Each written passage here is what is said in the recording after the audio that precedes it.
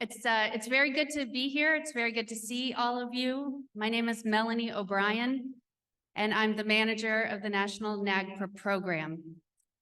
As Shannon mentioned, I'm going to start off the training today here with all of us gathered together to talk a little bit about the law itself and the law. Hopefully everybody knows which law it is we're here to talk about. The Native American Graves Protection and Repatriation Act. Before we get started with the PowerPoint, and there's a copy of it that's in your folders. Before we get started with the PowerPoint today, I wanted to actually start with something a little bit different. I wanted to also start with a little bit of a warning in that I know that some of you are still eating your lunches and finishing up your lunches, and we are going to start talking about NAGPRA, and that means that we are going to start talking about ancestors. And I know that for some people, eating and talking about ancestors is problematic. So first of all, I apologize for that. And if that is an issue for you, I invite you to step out of the room until you finish your lunch or to stop eating, and whatever works for you. I also want to invite any of you at any point to stand up and move around the room. It will not distract me. It will not bother me. It is something I myself have to do quite often when I'm in your position. So please feel free to do that as I'm speaking. Cece was right. This thing kind of gradually goes down. I think I got it, Dylan. Thank you. All right. So I don't know how many of you have read Warrior Girl Unearthed, this magnificent work of fiction about repatriation.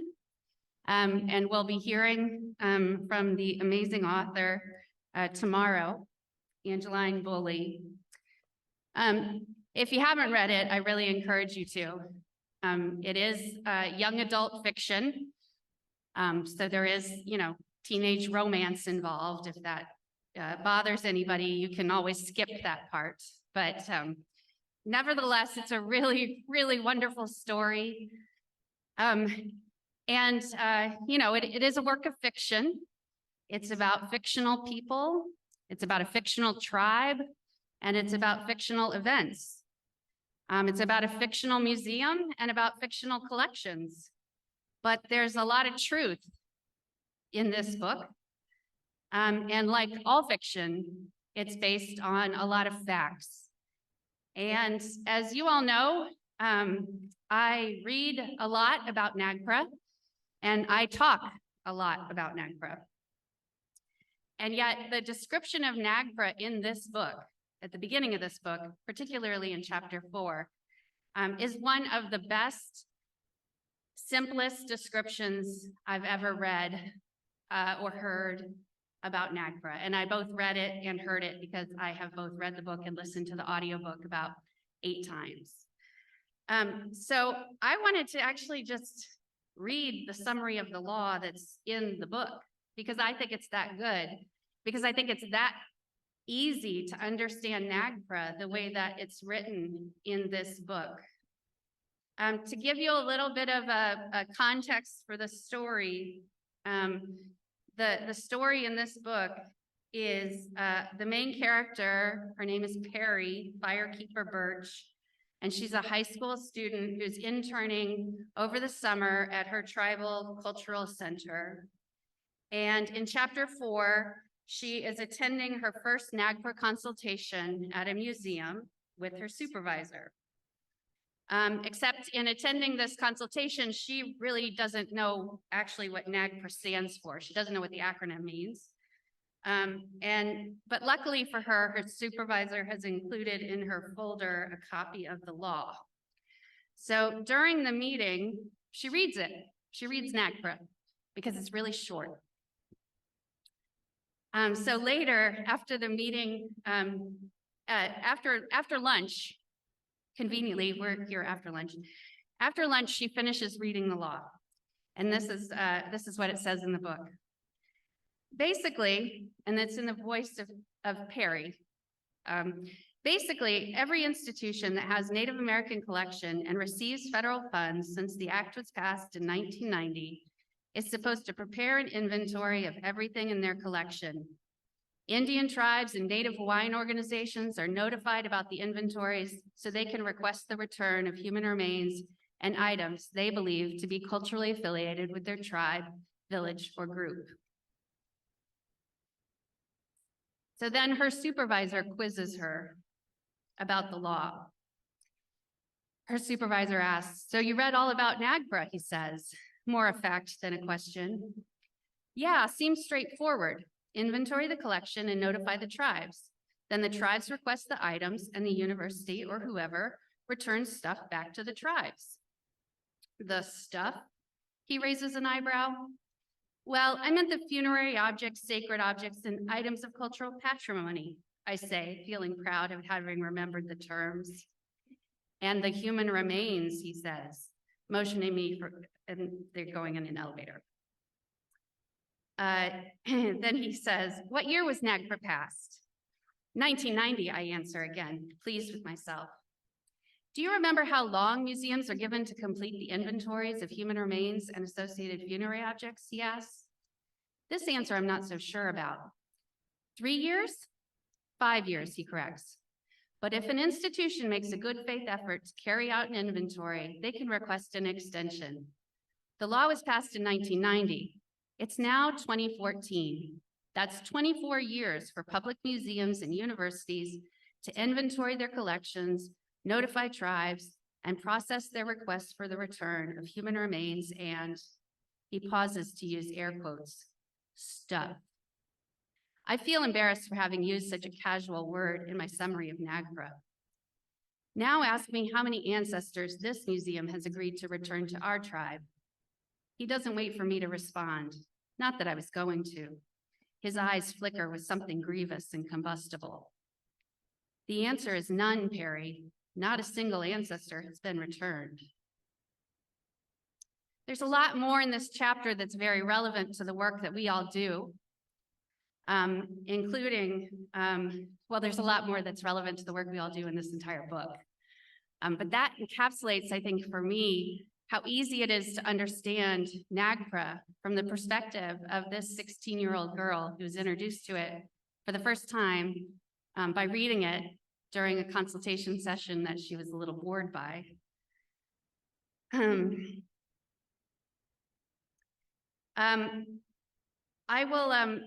I'll read one more section for you because I think, again, it's just, it's helpful to get a little bit of the perspective of this young woman and her view of this work that we all do before we dig into the law from our perspective.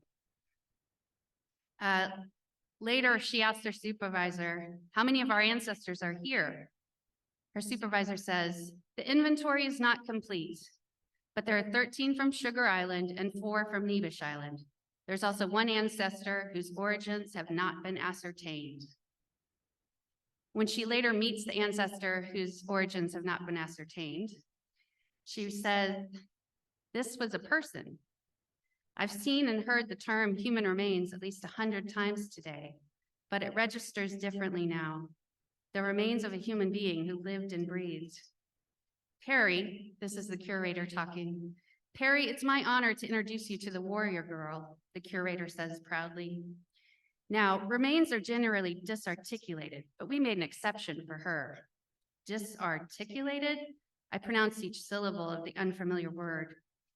Her supervisor answers before the curator can. "The bones are separated and stored by body parts, not by individual." His voice is calm, but his eyes sear through me like a laser. So I'll end there, but I hope that you will go out and read The Warrior Girl Unearthed if you haven't, or if you have, I hope that you will read it again, maybe with some fresh eyes on this work that we all do. And if you get bored with my discussion of the law, maybe you could go read Warrior Girl instead. All right. So what I've prepared for you today is a discussion of NAGPRA.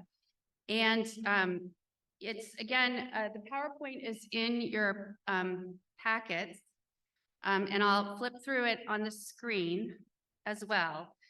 We're going to focus today on just the inventory and summary parts of the law. Only those two parts. We're not going to talk about anything else in NAGPRA. Although, as you all know, there's a lot more to talk about. And the goal of this discussion is to really talk about what's required in both the inventory and the summary. And then also what's required to make a request. And my goal here is to give us all a foundation for what the law says. What does it say in NAGPRA, and what has it said since 1990 about what is required? And then this afternoon, the goal will be that we build on that foundation of what is required by talking about how we go from there. How do we go from what the law requires to what comes next? All right, so we're going to start with the inventory provisions. So those, the sections of the Act that focus on human remains and associated funerary objects. We're going to try to answer these questions. What is in an inventory? What's required? What are some of the options and what is not required? And then what comes after an inventory? Now, sometimes I've done this training where we go through sort of the law in order, the way that it's written. But I found that sometimes it's a little bit more helpful to put things out of order. And so that's what I've done in the PowerPoint that's in your packet. I haven't put the language from the Act verbatim. If you want that, you can find it yourself. So you can find the law. But I've put it, the citations for you, so that if you want to go read the words from the law themselves, I've put them on the slide, but I've put them in a specific order because I think it helps make a little bit more sense.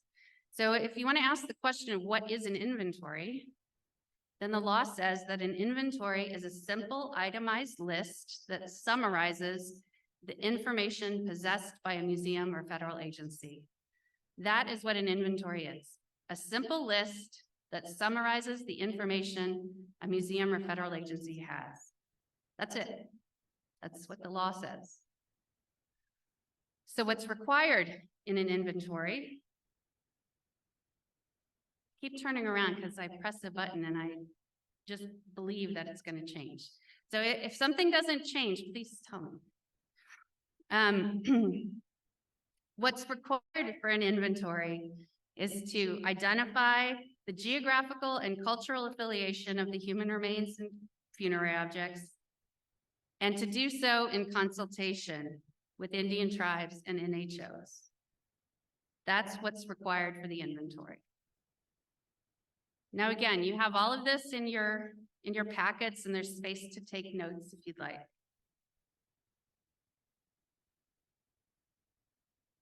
So where is their discretion in the inventory, according to the law? The discretion throughout the law is with Indian tribes and Native Hawaiian organizations. The law says what museums and federal agencies must do. The law says what Indian tribes and Native Hawaiian organizations may do. So the discretion in the law is with Indian tribes and Native Hawaiian organizations. Does that make sense to everybody? That the discretion here, the options, the choices are those that are with Indian tribes and NHOs. So the discretions for an inventory are for Indian tribes or NHOs to request additional information. They can request additional documentation about the human remains. They can request additional information from the museum. And that's, again, the citations here are where it is in the law, and this is not how it's written in the law. I put this together in a particular order to answer these questions. So when is the inventory required? Well, this is the question that Perry got wrong, right? It's 5 years, 1995. Again, as the very, very wonderful summary from Warrior Girl Unearthed said, there is also an opportunity to extend that deadline. So what is not required? What is not required is any other effort to collect information or to gather information than the information that is already available. So this clause in the law is sometimes, I think, difficult to understand or confusing to understand as a limitation, but I think that that's the easiest way to read it. It's about what's not required. There is no requirement to do anything else for an inventory except to look at what's already available about the human remains. So the information that a museum has is all that's necessary to do an inventory. The process of doing an inventory, even if a tribe asks for more information, Congress is very clear that that does not mean, and it should not be construed to be an authorization for, new scientific study or other means of acquiring or preserving additional information. There is no requirement under NAGPRA to gather additional information. It's very clear in the law, right? There's no need to get any more information about the human remains than what the museum has in its possession already.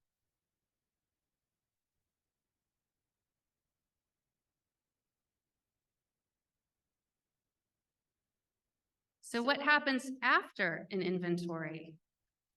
Well, after the inventory is complete, 6 months later, you museum or federal agency must notify the tribes or NHOs, and you must notify them about each set of Native American human remains or funerary objects. And you notify them about those that are clearly identifiable and those that are not clearly identifiable, but reasonably identifiable. And then a copy of that notification gets published in the Federal Register. It's, again, it's not as simple as what I read to you in Warrior Girl, but it's the same theme, right? Every museum or federal agency that has Native American human remains inventories what they have, then they notify tribes 6 months later. And after that notification to Indian tribes of those human remains and associated funerary objects, then museums and federal agencies continue to share information with Indian tribes or NHOs to assist them in making those requests. And they must expeditiously repatriate upon request. There are a couple of exceptions provided in the law for repatriation, and those are identified in the law here. There is an exception to repatriation if there's a scientific study that will be of major benefit to the United States, then repatriation can be delayed up to 90 days. And if there are competing requests, then there can also be a delay to repatriation. But those are the only reasons that repatriation can be delayed. Otherwise, repatriation must occur when there is a request. So that leads us then to the discretion after an inventory is complete. Again, just like Perry said in Warrior Girl, the last step is that tribes make requests for repatriation. And that's the discretion here. After that notification, tribes can make requests for repatriation of their ancestors and funerary objects. In a case where a museum has not found cultural affiliation and has not provided that notification, then an Indian tribe may also make a request by showing a preponderance of the evidence that they are culturally affiliated. That's that last discretionary step in the law itself. So this is how the law lays out the process. I hope that you can see how similar it is to the description that Angeline Bowley wrote in Warrior Girl. The simple process of inventory, notification, and request. I also think that we can all recognize the reality that her supervisor stated in the novel as well, that it didn't quite work out that way. And that's what we're going to talk about later this afternoon. But the law reflects that simple process. The law reflects inventory, notice, and request. And I think that for any of you that are struggling with the process, whatever your role in the process, whether you work for a tribe, a museum, or a federal agency, it can be really helpful to ground yourselves in the law itself and what the law requires. And when you get stuck somewhere in the process, reminding yourself of that structure of inventory, notice, and request, and thinking about where you are might be helpful to you in reorienting yourselves. Because I think a lot of times we get caught up in some of the complexities of the process, and I think a lot of times we get caught up in the last 33 years of the process. And instead, if we can step back and sort of think where we are in the inventory, notice, request piece, it can help us maybe reset ourselves. So if we then switch and look at the summary provisions, again, we're going to do the same thing. We're going to take a look at what is a summary, what's required, what's not required, and what some of the options are. So what's a summary? Well, Congress, in all their wisdom, basically said a summary is not an inventory. Basically the definition. A summary is not an object-by-object inventory. It is a written summary based on available information. What's required for a summary? A summary describes the scope of a collection, the kinds of objects that are included, and any information about how those objects were acquired. When is a summary required? That's where the 3 years come from. Summaries were required 3 years after the passage of the law. What is not required for a summary? Consultation is not required for a summary. Consultation comes after the summary. And this was an intentional move by Congress. Congress intentionally said that a summary is a general description. No decisions are made in the summary process. And that information is then shared with tribes, and the consultation comes later. So consultation comes after the summary. So where is the discretion in a summary? Again, discretion is with Indian tribes and NHOs. And again, it's up to Indian tribes and NHOs to request additional information about those objects in a summary. And that, again, whatever kinds of information an Indian tribe or NHO may need to facilitate their request for repatriation, that's the information they can request. What happens after a summary? Well, again, it's very similar here to what's required after an inventory. And that is that museums and federal agencies must still provide information to tribes to assist them with making requests. They must expeditiously repatriate once there is a request. And then there are two exceptions to the expeditious repatriation. The same two exceptions. There's an exception for an object that is needed for a scientific study. There can be an exception of 90 days to that expeditious repatriation, or there can be an exception to repatriation if there are competing requests. But again, those are only after those requests come. So after a summary, again, there is some discretion for how tribes make their requests. Certainly there's discretion for when a tribe makes a request for repatriation of a summary object. But there are some more specifics in terms of the request for a summary object, and those are detailed here on this slide and the next slide. There's more detail and specifics to the request for a summary object than there is for human remains and associated funerary objects. And that also was intentional by Congress. There was a higher priority set for human remains and associated funerary objects. The process for tribes to request human remains and funerary objects was supposed to be a lower bar, a simpler process, because of the priority put on the human rights of tribes to reclaim their ancestors and funerary objects.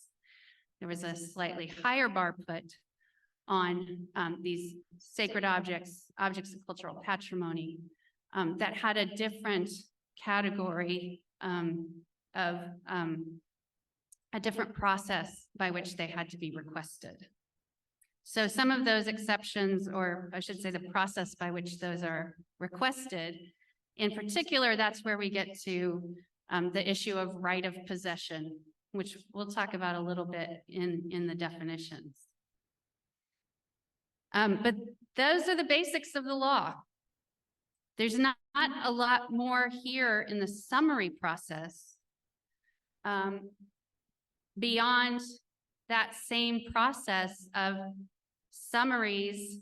And in the case of summaries, the law provides for a summary and a request. That's it.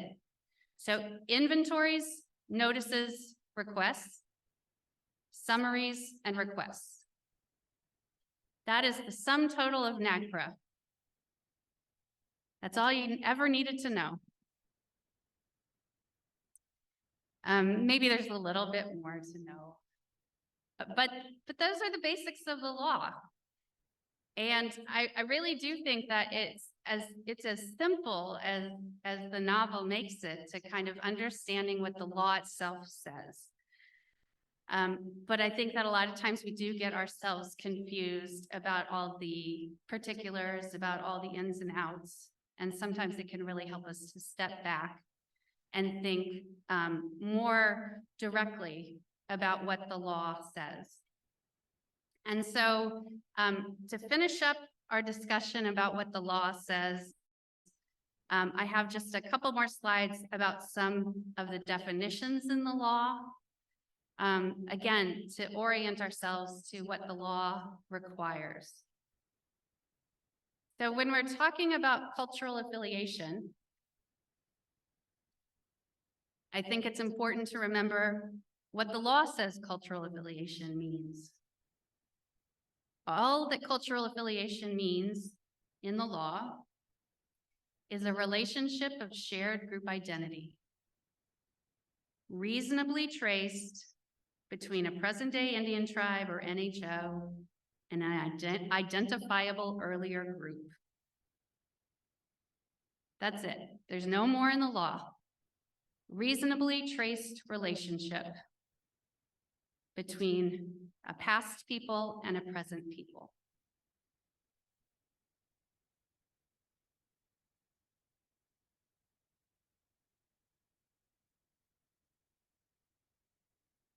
I'll give you a little teaser about Warrior Girl Unearthed. You know, part of the central story here is the deep connection that Perry feels to Warrior Girl, who she meets in that scene that I just read to you. And Warrior Girl, of course, is determined by the museum to be culturally unidentifiable, to not be culturally affiliated. And you can kind of imagine probably already from what I read to you how Perry feels about that. Perry feels a very strong connection. I think Perry would argue that she has more than a shared group identity with the Warrior Girl. I think that, you know, in terms of rethinking cultural affiliation or thinking about it from a fresh perspective, it's important to reconsider that what those words mean, a shared group identity. There's no standard here beyond a reasonable standard, a reasonable understanding of that relationship. A couple more definitions from the law itself. These are the kinds of cultural items under NAGPRA. The law defines funerary object. First, it defines a funerary object itself, and that is an object that is a part of a death rite or ceremony of a culture that is reasonably believed to be placed with human remains. So funerary object itself is defined. And then that definition is in both associated and unassociated. So the same definition of funerary object. Then there are two ways that funerary objects might be determined. One is associated and one is unassociated. And you can see that the difference here is where the human remains are in relation to those funerary objects. And the definition of sacred objects in the act itself are those objects that are needed for the practice of a traditional Native American religion by a present-day adherents. The definition in the act of cultural patrimony is quite a bit longer, and I'm not going to read it all to you, but I wanted to be sure it was here for you. Again, the elements of these definitions are important because a lot of times I think we talk about or talk around these words and terms without really talking about what the definitions themselves say. And then the last definition I've got for you here is the definition of right of possession. And as I mentioned, this comes up and is most important when we're talking about the discretion of Indian tribes and Native Hawaiian organizations to request those objects in the summary process. There is a need to understand the right of possession definition so that those requests for repatriation can include some information about a lack of a right of possession. So that is all that's required in the inventory and summary process in taking a look at the act itself and the requirements for making a request. Now, this last slide is to stimulate some thoughts from you. And we've got about 10 minutes left before we're gonna break and go to our separate spaces for further discussions and training this afternoon. So I'd like you to just take some time either on your own or with the people at your table Or for those of you on Zoom, I guess either talk to yourself or, I don't know, your computer maybe, to think about what are the questions, what are the parts of this process that the law did not answer? What pieces of the puzzle were missing from what's required that the law didn't describe? And we're going to see if we can't kind of go over some of those answers as we talk the rest of the day. So we're going to have this as we have about 10 minutes here, either for discussion or reflection. All right. Again, I invite you all to stand up and move as you need to. Don't feel like you have to sit at your table. There is still coffee in the back. There are still cookies over on the side. We will be taking a break at 3 o'clock. There will be more refreshments brought out for the break. And the other room will come in here for the break as well. So be prepared for that as well. And then we'll come back together after the break for some more time together. It's a little hard to watch people leave your room in droves, but that's okay. Okay, that's okay. I understand, and it's okay. I will embrace it. It's really weird to be in person and yet feel so far away from up here. This is also not my preferred method of training. I don't like the whole stage and lights thing. Those of you who know me know that I would much prefer to be on the floor sitting in a chair. But I'm gonna go with it because you need to be able to hear me, that's for sure. And unfortunately the camera, hi everybody, needs to be able to see me. So we're gonna go with it.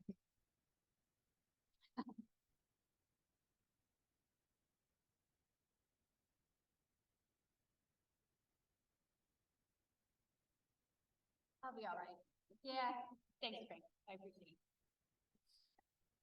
All right, so in your packets, you have a very colorful document. I wish I could claim the color choice. It was just one of the many options that Word gives you for designing color choices. This is one of the many documents that we've been working on for assistance with the new regulations. So this is a draft document that we've been working on to kind of give an overview of what the new regulations give in terms of the steps to repatriation. So on the first page are the steps 1 through 4, and then the header, you'll see it says the repatriation of human remains and associated funerary objects. Then there's a timeline on the back of the first page. And I don't know what Zoomland got for attachments, nothing, okay. We'll maybe see about something for that. Okay. So this is what we're going to kind of talk through today, and it's going to be on the slides.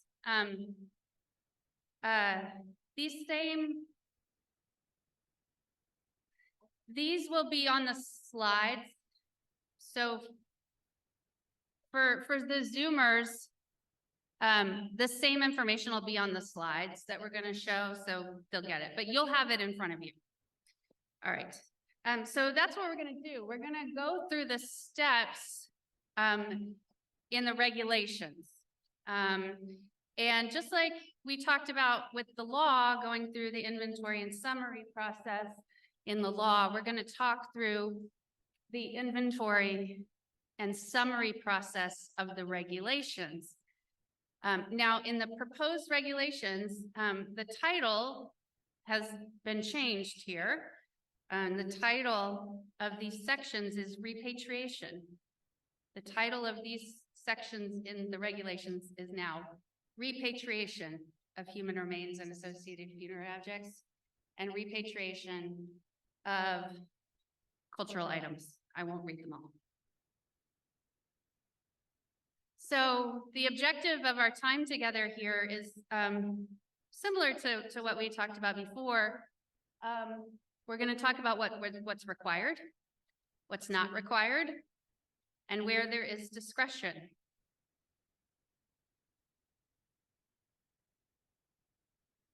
Now, I don't have these printed out, so maybe turn it around a lot. Okay. Throughout this presentation, I've put the same slide in.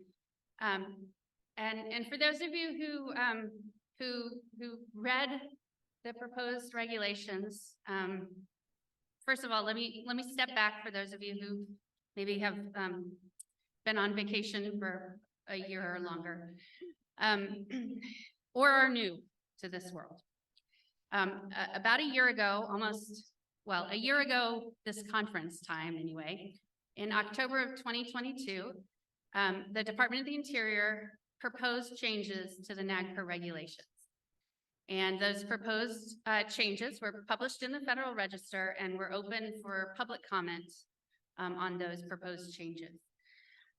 So this presentation is describing a lot of those proposed changes and what was in those proposed changes, along with, I'm going to give you some summaries of the comments that we received on those proposed changes.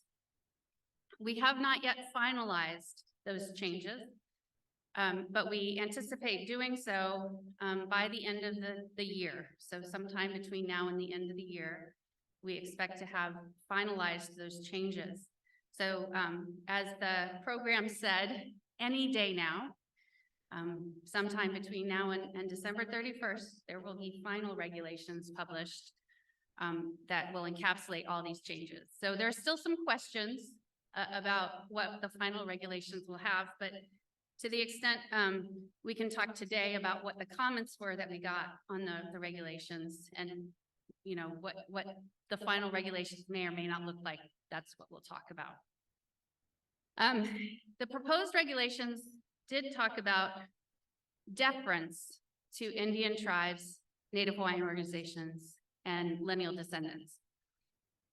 And so I've included this slide in terms of putting that concept of deference that was in the proposed regulations in context.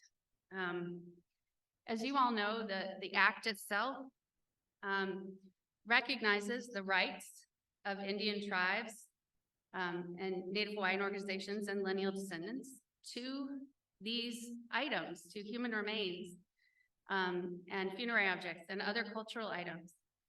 And the Act requires expeditious repatriation, as we discussed before the break.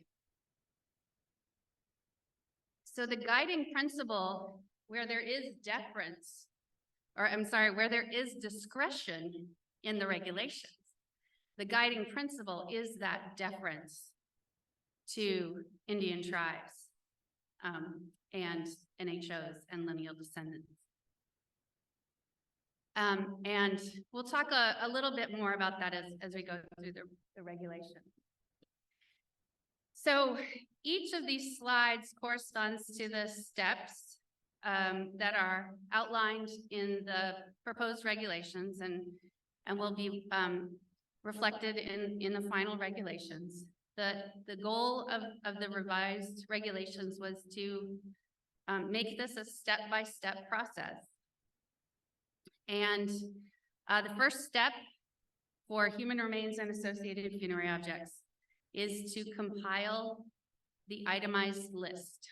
And so each of these steps I've put into 3 columns, the check mark being what is required, the X is what's not required, and then the question mark being where there is discretion.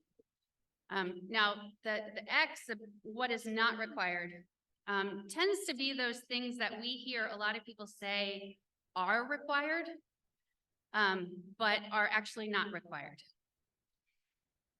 Now, that doesn't mean you can't do them, but it means they are not required. So in looking at what is required for an itemized list, the first step in repatriation of human remains and associated funerary objects, this is what's required.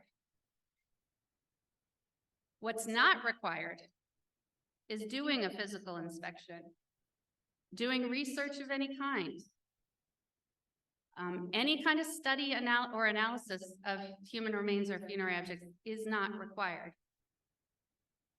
Rehousing or reboxing, not required.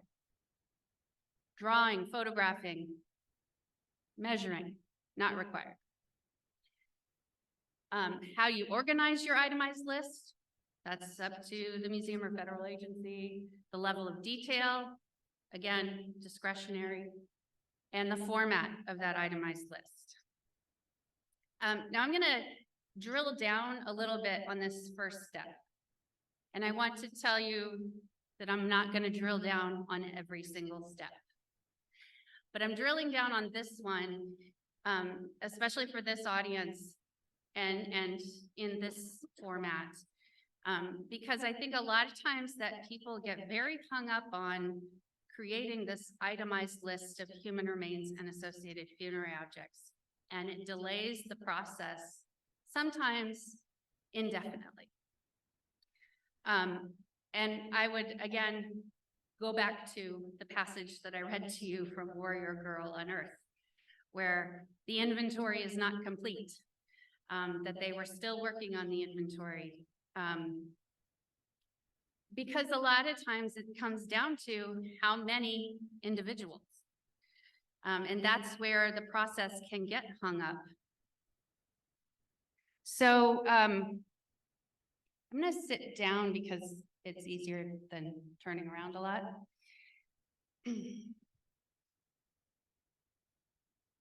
Is that okay? All right, thanks. So when you're doing an itemized list of human remains, the proposed regulations said that the number of individuals needed to be identified in a reasonable manner, that it needed to be based on the information that was available, that no additional study or analysis was required, and that if the human remains are in a holding or collection, the number of individuals is at least one. We didn't get a lot of comments on that. But I hope that you can remember from our overview of the law itself, there wasn't a lot of information about what you're required to do in terms of identifying the number of individuals. It just wasn't there. It's one of those things the law doesn't really say. And the current regulations, they give some guidance, not a lot of guidance on counting though. And I think that from our experience in the National NAGPRA program, the counting has become a real problem and a real barrier sometimes. So we provided this guidance in the regulations to try to solve that problem, to try to make it easier for museums and federal agencies to at least say, if human remains are present, then the number is at least one. So again, in preparing for the new regulations to come out, we've been working on some additional guidance. And this is a guidance that we've developed, and hopefully we'll, with the new regulations come out, we will release this guidance on the first step. And it includes a for example, and I've put it here on the slide. I don't have it for you in a handout, but again, we hope to be able to provide it on our website when the new regulations do come out in a written format, so you'll be able to refer to it. So here's my example for you. This is a fictional museum collection. See, Angeline Boley's not the only one who gets to write fiction. I sometimes get to. A museum has 1,000 boxes in an archaeological collection. The material is all from archaeological excavations. Some catalog cards with records. Some have handwritten notes with site descriptions and dates. Some the boxes are numbered 1 through 100 and labeled with feature numbers and descriptions.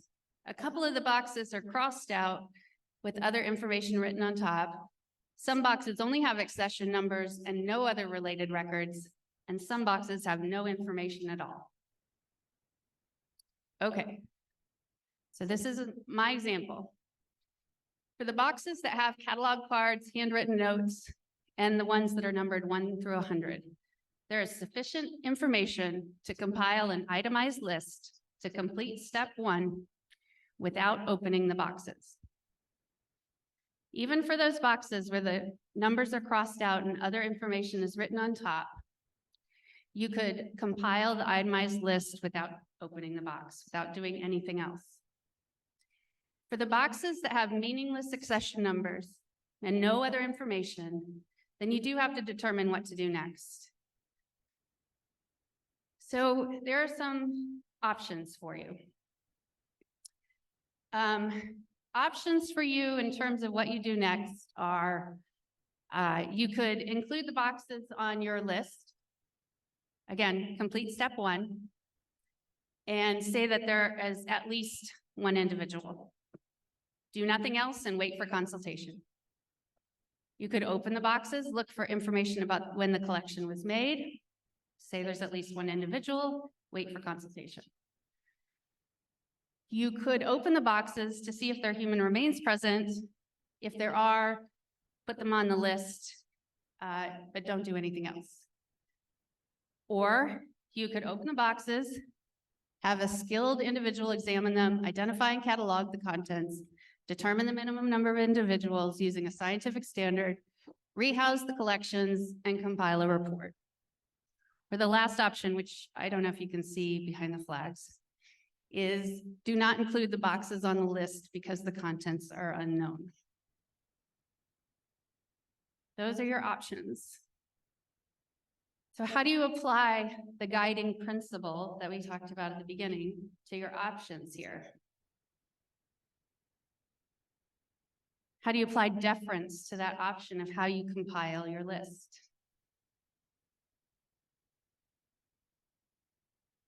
What's expeditious in that process? How do you ensure that Indian tribes and NHOs are determining what expeditious means in this process?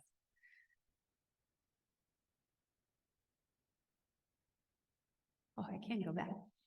Well, in my opinion, the first 3, where you don't do very much and you wait for consultation, those are the most expeditious, and those put the most emphasis on the consultation process. The 4th option, which may get the closest to some reality of what is in the boxes, probably also takes the longest, is maybe not the closest to that guiding principle of deference. Does that mean you can't do it? No, it doesn't mean you can't do it. These are options.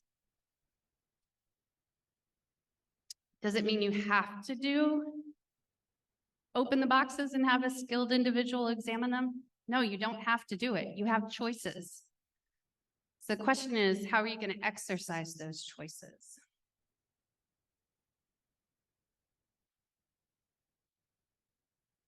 Okay, so for those of you who have been very involved over the last year or so in the proposed rulemaking process, you may know that there's been a lot of discussion about how long and especially how much it costs to do this.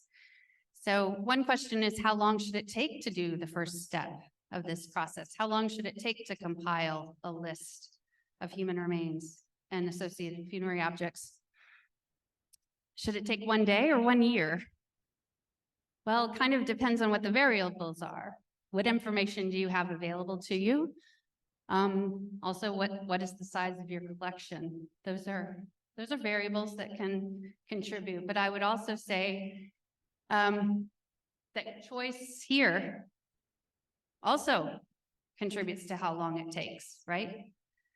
So there's not a standard. It's not like you can say how long it's going to take everybody, because you don't know what choice everyone's going to make in deciding how to complete that itemized list. Okay, so then we go on to step 2, initiate consultation. The requirements here are to initiate consultation with lineal descendants, Indian tribes or NHOs with potential affiliation, and to provide them with that itemized list, as well as the names of any other consulting parties, and to propose a timeline and method for consultation. What is not required in initiating consultation is to contact or invite all Indian tribes and all NHOs, to conduct research to figure out who to invite, or to have a final or accurate inventory before you invite them to consult. The discretion that you have here in this step is, how do you distribute these invitations? Do you include a response deadline in your invitation? And do you provide a method by which you would prefer tribes respond to you?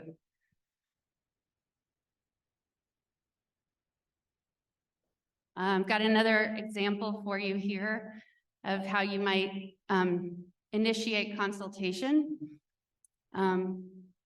So say a museum has a very small collection of 4 individuals. There's no information about the human remains beyond the fact that they are Native American. The museum collection has been focused on a very small local area. The requirement here is to identify the Indian tribe with potential affiliation based on the acquisition history of the museum collection. It's really all you know. All the information available is the collection history of the museum. So that's all that really has to happen, is to identify those tribes in the local area that have an interest in that local area. Even though you know nothing else about the human remains, all you know is that they are in this collection. This collection is focused on this local area.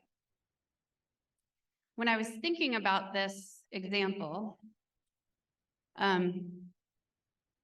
I wondered if somebody might say, well, how do you know what tribes are connected to the local area? Well, I don't know how many of you have been to a local area museum, whether it be a natural history museum or a local history museum, or even, I don't know, any kind of local area museum. Generally, the first panel when you walk in is about the Native Americans who lived in that local area. Now, it may not be completely accurate, but at least it's some information to start with, right? The other thing I have to tell you is that if you go to a Wikipedia page for just about any town, city, or region in this country, you're going to find in the history section something to start with. And if you have a teenager today, you may have found this terrible new trend where they do this weird Wikipedia clicking thing. I don't know, my teenager is very into this. You go from one thing like the color orange to the Cold War. I don't understand it. The point is, Wikipedia and its links can gain you a lot of information to start with.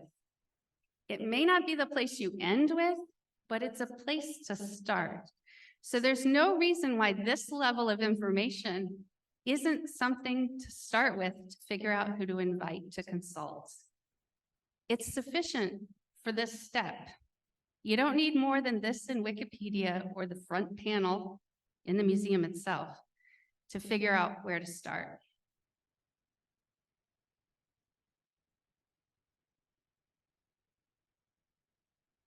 Okay, so how long does this step take? a day? I really hope it wouldn't take you a year to read the front panel or to take a look at Wikipedia. I mean, really, this part, inviting consultation, figuring out who to invite to consult, should not take that long. Again, I think the variables here are maybe the diversity of your collection, for one, or the size of your collection, right? If you got a collection that's pretty big, then maybe, or covers a large area. All right, the third step is consultation itself. And the requirements here are to respond to any consulting party.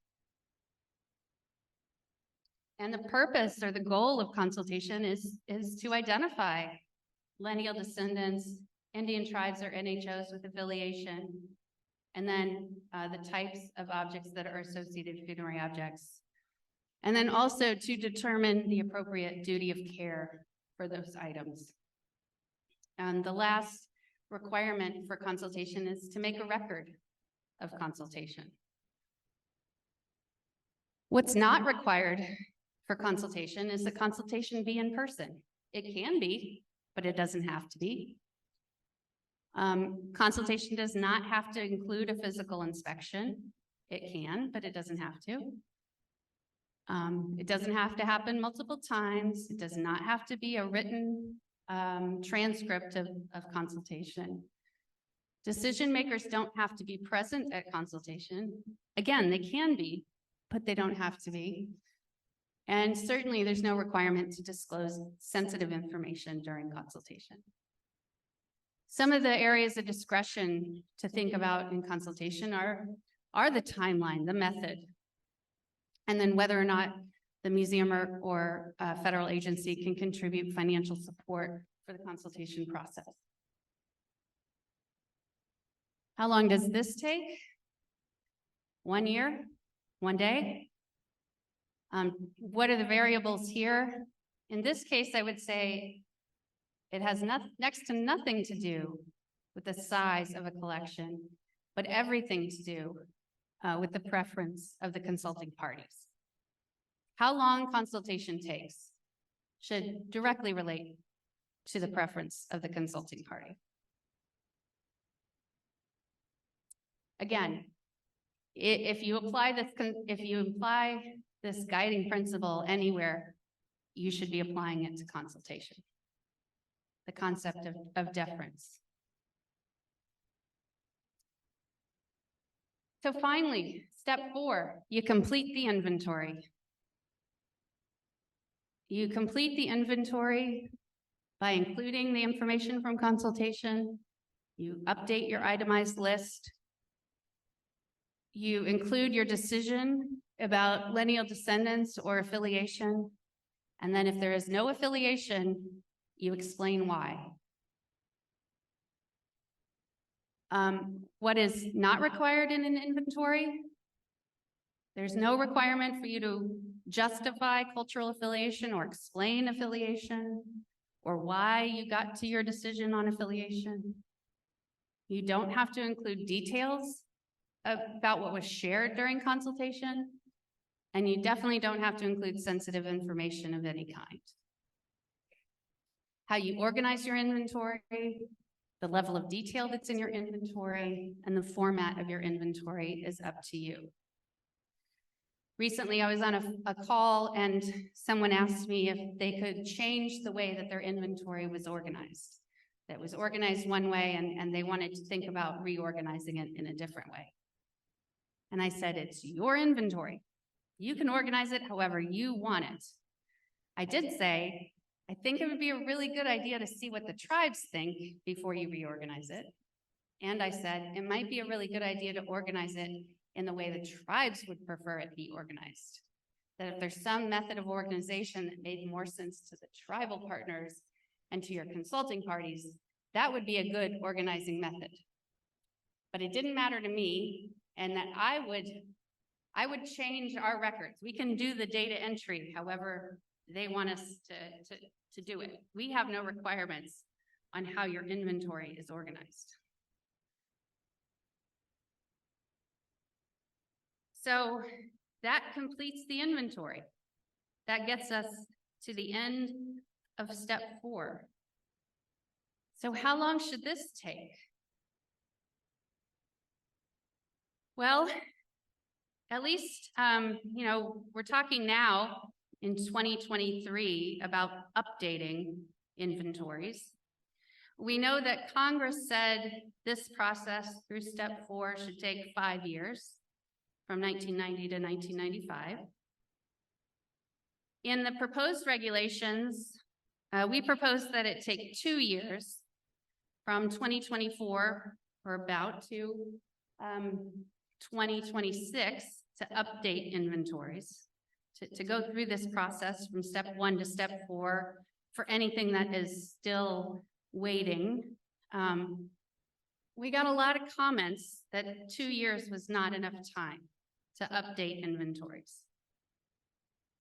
Some comments suggested it should take 5 years to update inventories. We got a few comments that suggested it would take 20 or even 50 years to update inventories. So we go back again to that guiding principle of deference. If the Act recognizes that Indian tribes and NHOs have rights to these human remains and funerary objects, and the Act requires expeditious repatriation,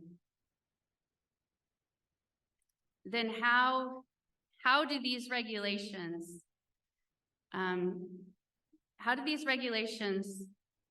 put the process so that Indian tribes and NHOs are the ones that determine what expeditious means?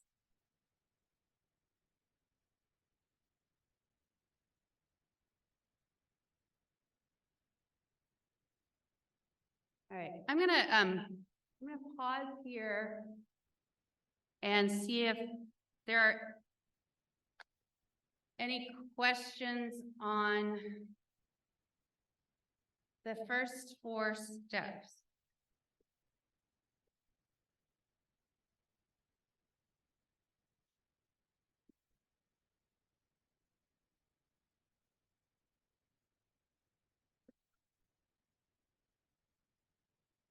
I'm not as fast as Dylan, I apologize. Hi, thank you.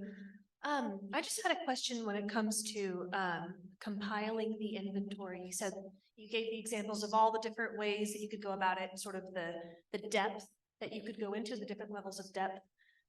So I work at a museum that has a very large volume of collections, and I haven't been there very long. I've only been in my position for about 3 months, so I'm still learning. But I'm finding that most of the time, when it comes to our collections, especially if it's a site that's, very, very large, excavated a long time ago, specifically on the WPA, oftentimes we find that our records, will have an inventory that was compiled 30, 40 years ago, but almost always that inventory is incredibly inaccurate.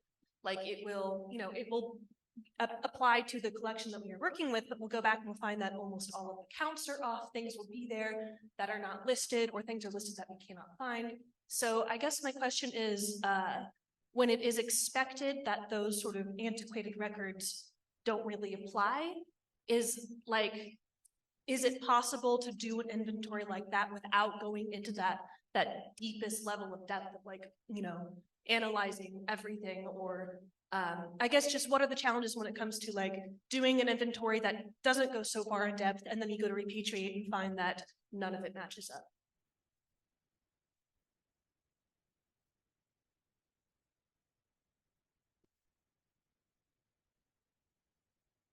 I think the answer to the question is consultation. The question of how much depth do you go into in an inventory is, what do the tribes want you to do? The question I get a lot is about accuracy of an inventory. NAGPRA does not require accuracy of an inventory. A NAGPRA inventory does not require accuracy. Now, I was trained in museum studies. I know that there's not a registrar out there that would like to hear those words. I know that that is antithetical to every museum person ever in the world. But if the purpose is repatriation, then what is the purpose of an accurate inventory? The only purpose of an accurate inventory is if the tribes need the accuracy for their purposes. If there is a purpose to the accuracy for tribal needs, then there should be an accurate inventory. Otherwise, now, does that mean you cannot do an accurate inventory? No, you can do an accurate inventory. If you as a museum choose to redo the inventory that was done 30 years ago, you can do so. If your inventory, hang on, I put this picture up here for a reason. If your inventory was based on boxes that were written and looked like that, and this is from a repatriation that was done in 2013.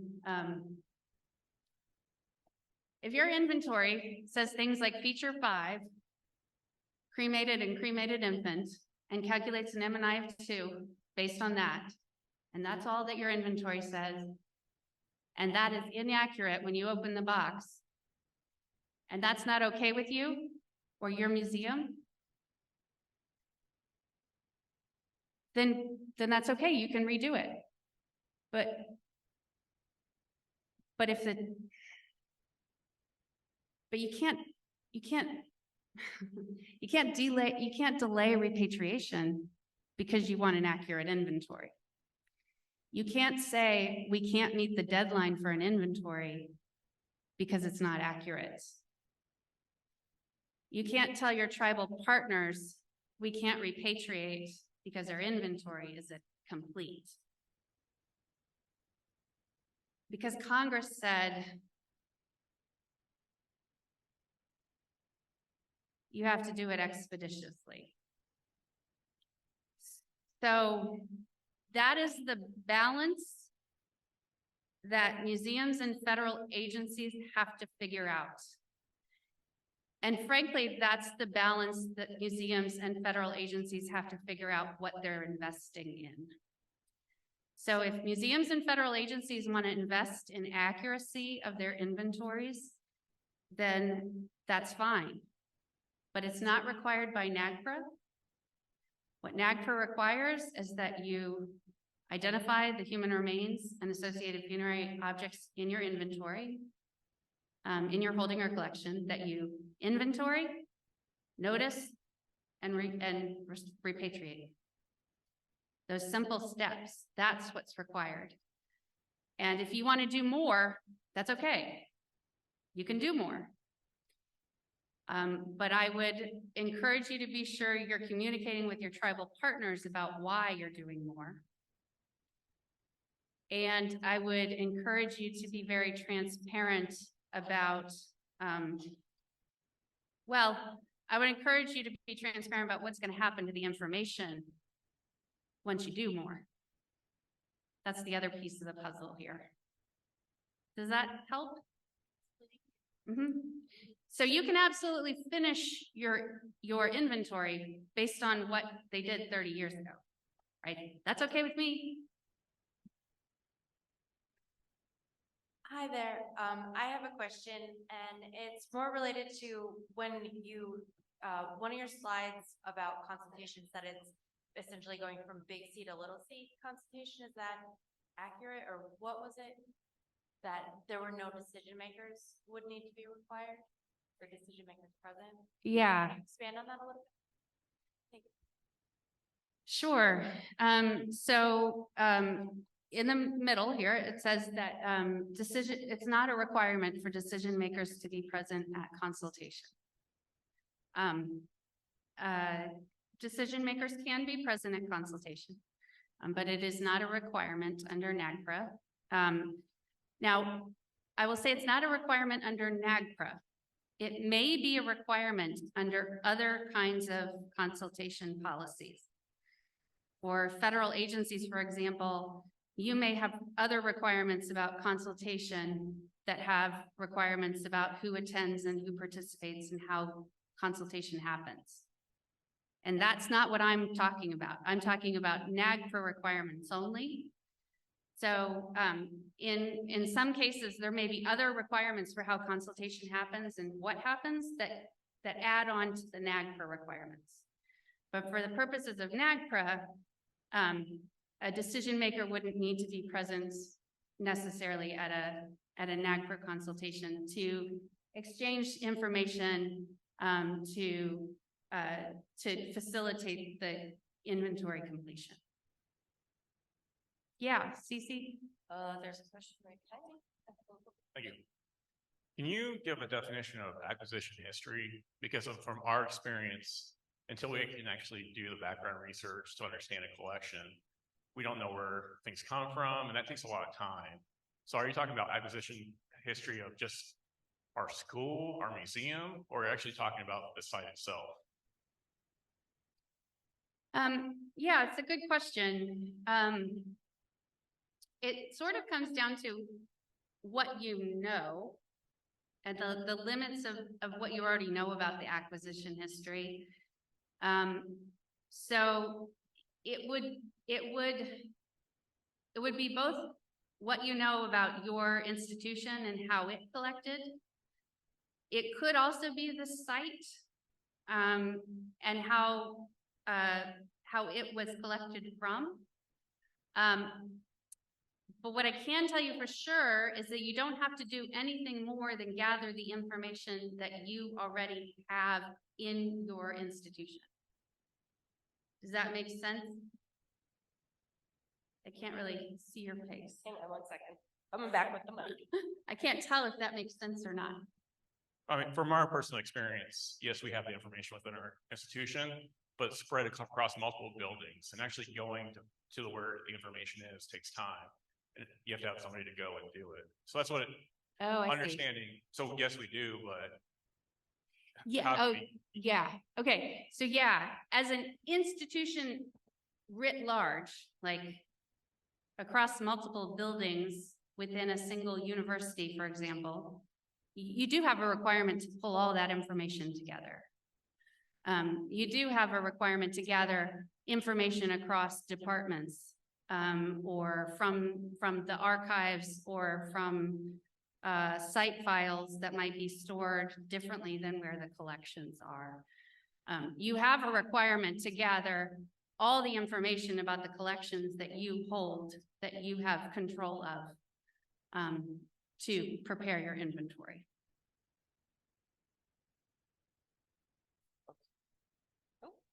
Hang on 1 second, I'll come back. I just wanted to ask about potentially overlooked ancestors in terms of accountability and how much flexibility there is. Because I think, in my experience at least, one of the most time-consuming and labor-intensive processes is looking for potentially overlooked ancestors. And there have been a large number that have been misidentified, and the larger the holdings, and where in this we prioritize that, because my understanding of legislative intent is that all ancestors are accounted for and shared and go home. And so our working information with accuracy, if we're missing ancestors, like where is there then the responsibility to identify those ancestors and correct it, so we don't put on nations that everybody's going when they're not, and then they have to re-traumatize by having, oh, I'm sorry we missed some. Oh, I'm sorry we missed some. Like, where do we reconcile that? It's a good question.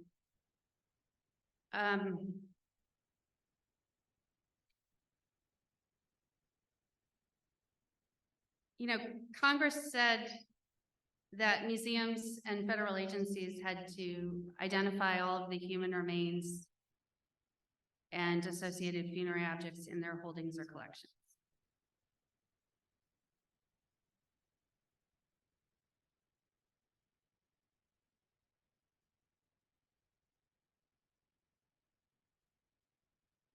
I think the issue of misidentified or missing ancestors, it's a challenge because it comes down to how do you know they're missing? How do you know if you know they're missing, then you know something about them, right? That's the first thing. I mean, you have some information to show that they're missing. If you don't have them, they're missing. There's something there. If you find something you didn't know you had, that's another thing. A lot of it comes down to the specific details about what it is and how it was missing in the first place. So part of my argument for why we need to get out of the counting business is because what we need to get into is the ensuring that we found everything business. And so when we stop looking at every box and we start looking for every box, then hopefully we're going to get away from this finding more boxes we didn't know we had issue, which, I mean, maybe I'm being naive, and I try very hard not to spend too much time in any of your collections facilities because I don't really feel very comfortable there. So I welcome your thoughts about this because I don't know what the solution is, except you've got to do it. You've got to go and find everything because it's been 33 years. And if you still haven't found it all, why haven't you found it all? How do we help you go and find it all? What is the barrier? What is preventing you from finding everything? Why are things still being found? Why haven't we found it all yet? Why are they still missing people? What is the, what's the piece that's missing, I guess? You know, Congress said you only have to deal with the information you have, right? You only have to deal with what you know about what you have. And that's where we get to, you don't have to do a physical inspection. You can rely on your catalog records. You can rely on the information about your collections. Does that solve the problem? I'm not sure. Does it multiply the problem? Perhaps. Melanie, Yes. I'm getting some interesting feedback here that might help you with your, it's the UAIC said that we have found that moratoria on the use of human remains can be very helpful for finding missing ancestors. The moratorium says that human remains cannot be used by anyone at the museum until those human remains have gone through the tribal consultation and review, and that this is really effective at larger universities where ancestors are still being used in classrooms and labs because people in those classes and labs have no idea what NAGPRA is, and museums don't really look into their departments, thereby going basically with what you're talking about, they have no incentive then to continue keeping those remains. So I just wanted to add that to the conversation since you guys can't see it. Thank you. We have a question back here, or did you have Nope. a response to that? Okay, thanks, Karen. She's been so patient. Yes, thank you. Okay, as a tribal leader, I disagree on a couple different things. First and foremost, unrecognizable or overlooked or missing. God, sorry, the sound is really weird now. Yeah, it's okay. Anyway, so I'm going to touch on that from my perspective as a survivor of the boarding school system. What I'm hearing is that it's not important to hold institutions accountable for not thoroughly looking at their collections to identify missing ancestors.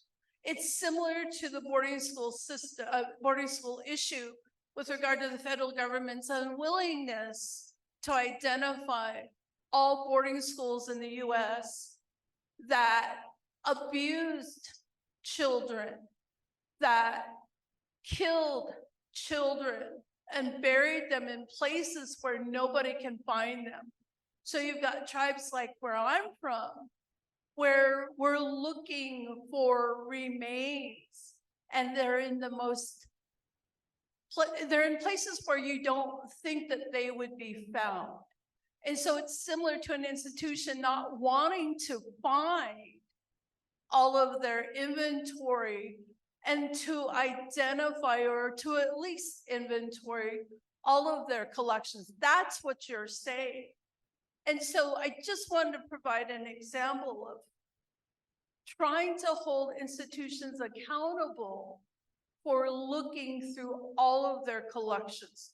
I hope that makes sense, and if not, it's because I'm trying to think of so many different things as examples for people to look at it from a different perspective. The other thing that I wanted to talk about was I struggled with whether to stay in this session or the next. And the only reason why I'm here is because I wanted to try to get a different perspective from the institution's side. And I really should be on the tribal side, given that I'm a tribal leader, but it's interesting to listen to the steps as you're going through, because somebody talked about the small C and the big C. From a leadership perspective, it doesn't matter if it's a small C or a little c, we need to be in the room as tribal leaders. Sometimes we have staff that don't feel like it's important to let us know when something's taking place. For example, in Washington State, we were contacted by BPA a year or two later after they consulted with our staff regarding issues. And so by the time the information was brought to us, we were pretty upset in that we should have been involved in the very beginning, because that information, that project impacts the tribe from the get-go, and not years later where you're now having to make the final decision. That decision should have been made in the beginning, or that information should have been shared with the decision makers in the beginning. So there should never be a small c and a big C. It should always be a big C, because it's important that tribes be informed from the beginning. I hope that helps, and if not, that's sad. That's sad if tribes aren't involved in the beginning or consulted in the beginning. Now, I know that you all are working hard. I just wanted to point those out. Thank you. No, I appreciate that perspective, and I thank you for being here and contributing your perspective in this room. I think it's helpful and important. I think, okay, just give me if I could, if you would just hold on just a minute.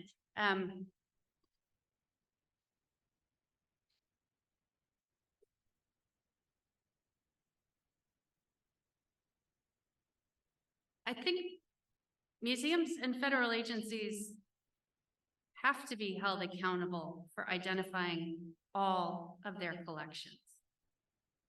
It's been 33 years since NAGPRA said you have to identify all of your collections. We got a lot of comments on the proposed regulations along these lines, along the lines of how difficult it is for museums and federal agencies to identify human remains and associated funerary objects in their collections. How long it will take, like I said in one of these, 50 years to complete an inventory. But the time has come to complete the inventory. And it's a matter of what does that look like? How does that work get done? And maybe it's thinking about that work in a different way than it's been thought about for the last 33 years. Maybe it's about some of those options we talked about at the very beginning. Maybe it's about finding new ways of identifying collections that are NAGPRA collections that need to go through these processes. Maybe it's through events like this where you talk to your colleagues about how they're dealing with these issues and how they're identifying these collections. I don't know what the answers are, but hopefully we're going to find them together and we're going to get through some of these steps to a place where we've come to some other side of this. We're going to do one more question here and then we're going to move on to step 5. Yeah, I just have a question, very elementary here. I do a lot of hunting and fishing, so I'm in the bush a lot. As an individual, if I come across a site of bones and artifacts, I know I'm not gonna be calling the Ghostbusters. Who do I call? It's a good, very good question. The answer really depends on whose land you're on. The answer depends on whose land you're on. I'm sorry? Well, first and foremost, you'd call law enforcement, I think. And you'd start there. If they're not helpful, though, I would encourage you to call, and you think it's a archaeological site, and you're not on tribal land, then I would encourage you to call your state historic preservation office. That's the first stop. If you are on tribal land, though, you need to call tribal governments. And if nobody will help you, then you can call me. And then I'll tell you to call him. All right. We're going to move on to step 5. Remember how easy it was in Warrior Girl? You know, inventory, notice, repatriate. Well, here we're at the notice. So what's required in a notice? The information from your list, the determination from your inventory, your total number, your contact information, and then this date that the notice gives a period by which other people can come forward. What's not required in an inventory? Some of the specifics that a lot of times are included in an inventory that are included in a notice are not required. They can be included. I'm not saying you can include them, but they're not required.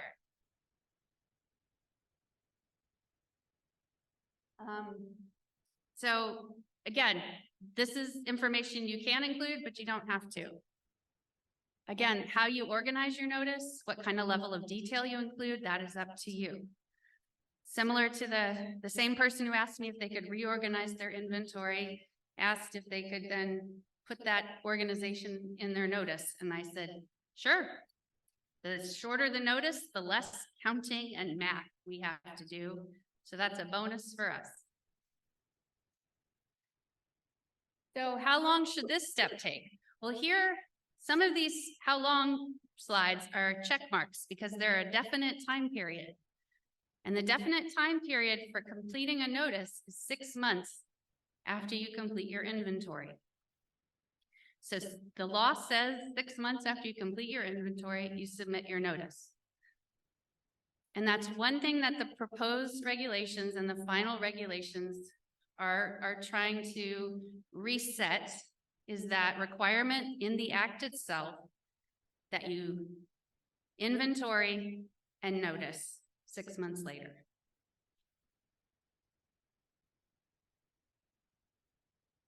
Okay, so then we move on to step 6, and that is receiving a request. A request can be a joint request, which is considered a single request.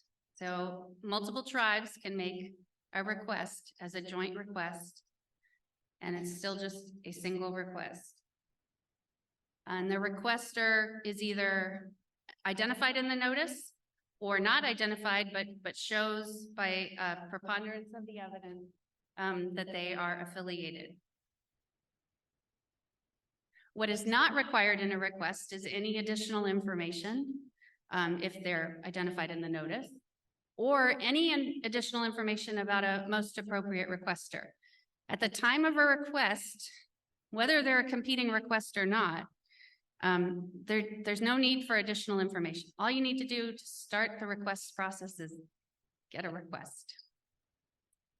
Now, what you as museum or federal agencies need to think about this step is, how are you going to manage this? How are you going to track requests? What are your protocols? What are your internal protocols going to be for what happens when you receive a request? These are important things to think through on your side. How long does step 6 take? Well, some of it depends on when you get the request. Because again, the request can come at any time after the notice is published. So a requester, there's no timeline for a requester to make the request. Once you publish your notice, it is then, there's no time frame. You publish your notice, and it is then up to the tribes identified in the notice to decide when they're going to make their request. I don't know, can you guys see the very bottom? Okay. So a museum and federal agency has no input over this step in the process. This step is up to the Indian tribe or NHO. Remember when we talked about the law, and we talked about the discretion, and that it was Indian tribes and NHOs have the discretion to make the requests. That's what this step is.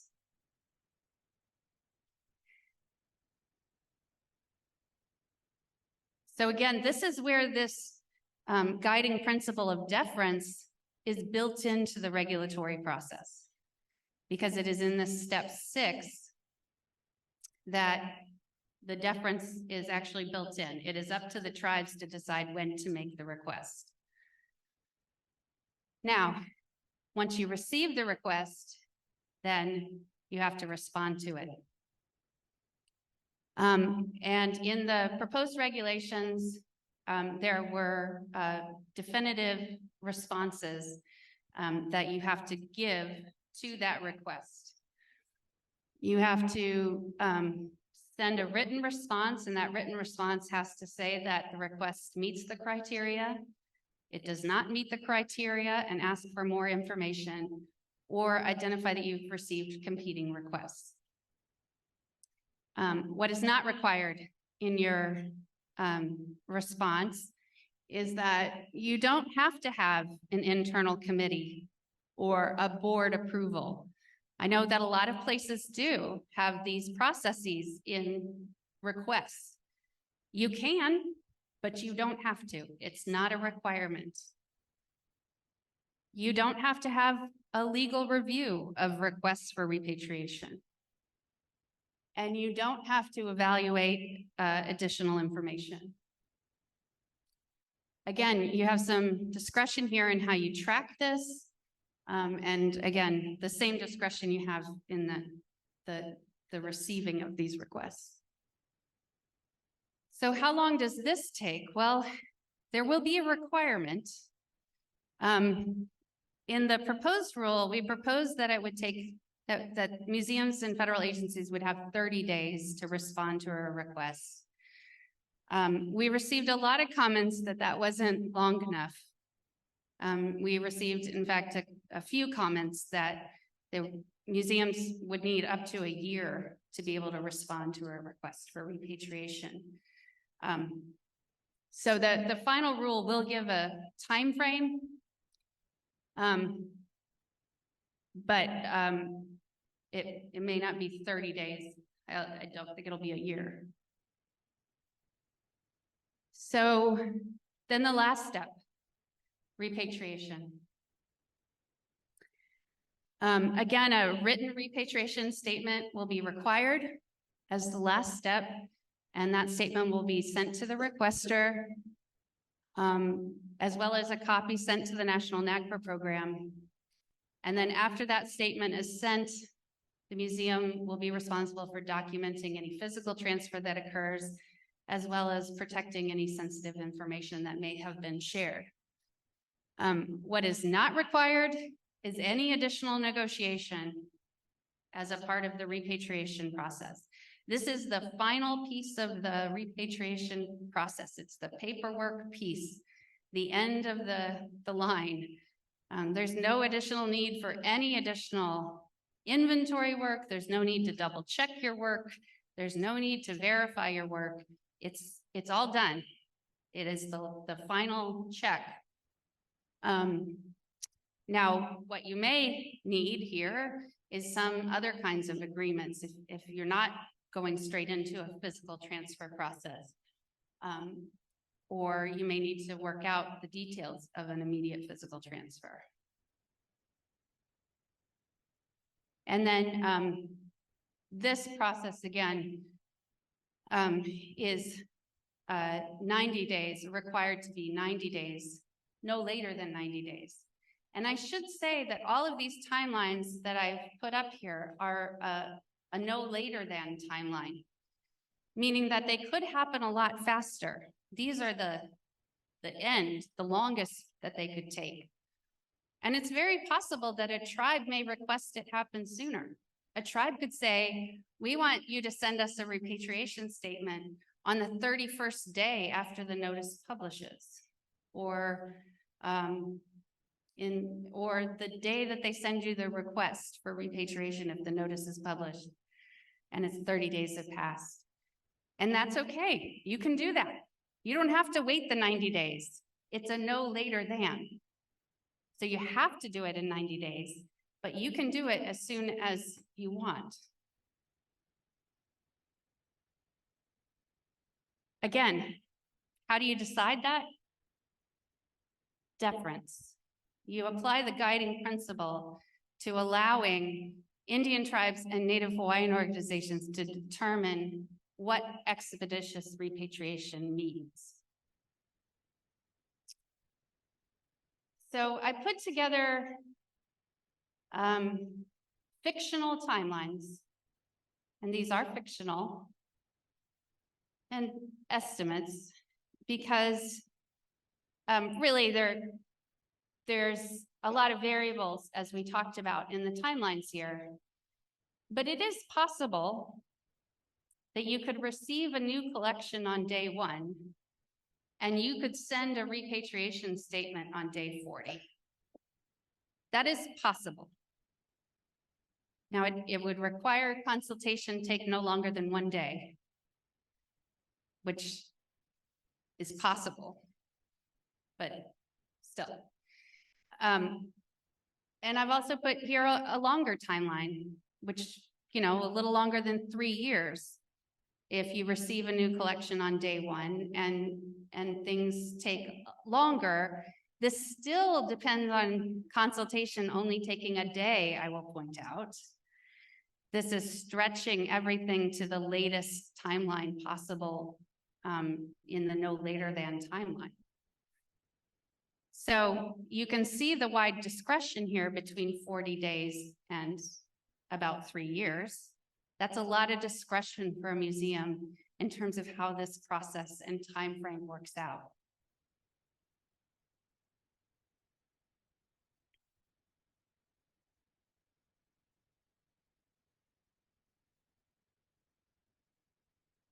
Okay.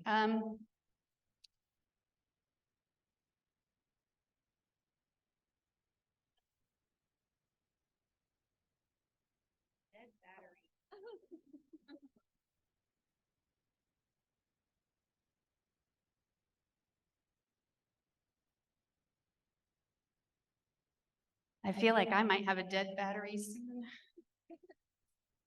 All right, let's have some questions on steps 5 through 6. Notice, requests, repatriation. She's got to get a non-dead battery. So you can put your hands down for a minute. I don't want you to overstretch. Maybe As everybody. we're waiting, Yeah. I just wanted to let you know, because I know a lot of times our online guys feel a little cut off from everything. But across the board, there are a lot of people here who are expressing, frustration, from, lagging, wanting to do things. And then there are also a lot of people who just are very thankful that you've come out today to talk to them about this so that they can get, especially some of the newer people, access to this information so that they can be better advocates and allies. Great. Well, as I said before, and as a reminder, I'm going to speak to them for as a reminder to all of you, this is all information that we're preparing as we start to look ahead to the final regulations being published and being available, and we hope to make all of this information readily available through our website at nps.gov/NAGPRA. So all of this information will be out there and available. All right, now you can raise your hands and you can put your questions in the chat if you have them. We have about 15 minutes before the break. In the back, Cece. Okay, put your hand back up. I didn't, oh, way back there, okay. Somebody play the Jeopardy music for me.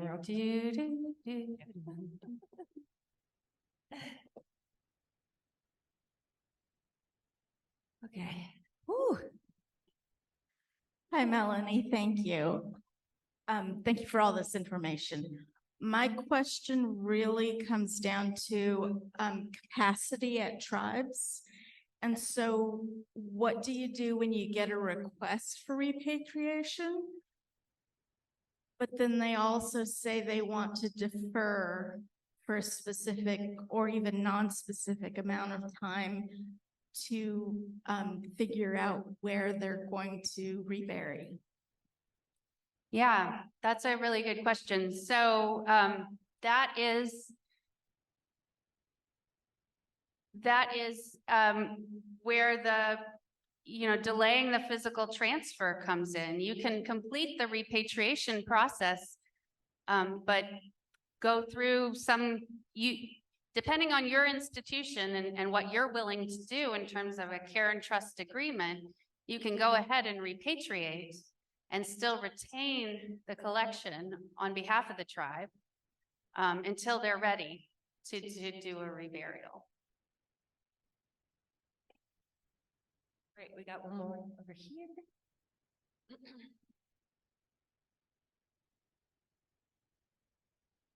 Hi, thank you again. What happens if those deadlines aren't met because institutions can afford to pay, sanctions or whatever it is? So what happens if they're not met? Yeah, well, part of the goal here is to provide clear deadlines so that we can ensure there's more action in terms of compliance and that we can assess clear fines. Now, what you said is that museums can afford to pay those fines, right? That was your comment? Larger museums can afford to pay those fines. Well, then they should be prepared to pay those fines, because the objective here is to make very clear deadlines so that there can be very clear violations, so that then those penalties can be very clearly assessed. And then I guess they should get their checkbooks out.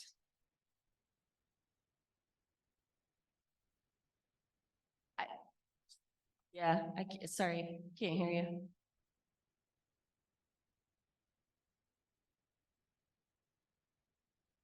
Yeah, how do you get the ancestors back if they just pay the fines?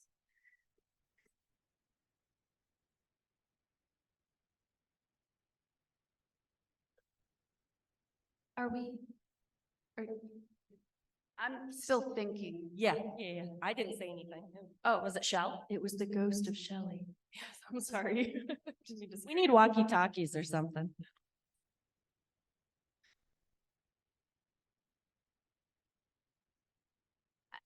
I don't know because we haven't tried that yet. We haven't tried finding them. We haven't been able to get to this stage of clear violations because right now we don't have a lot of clear deadlines for completing the process.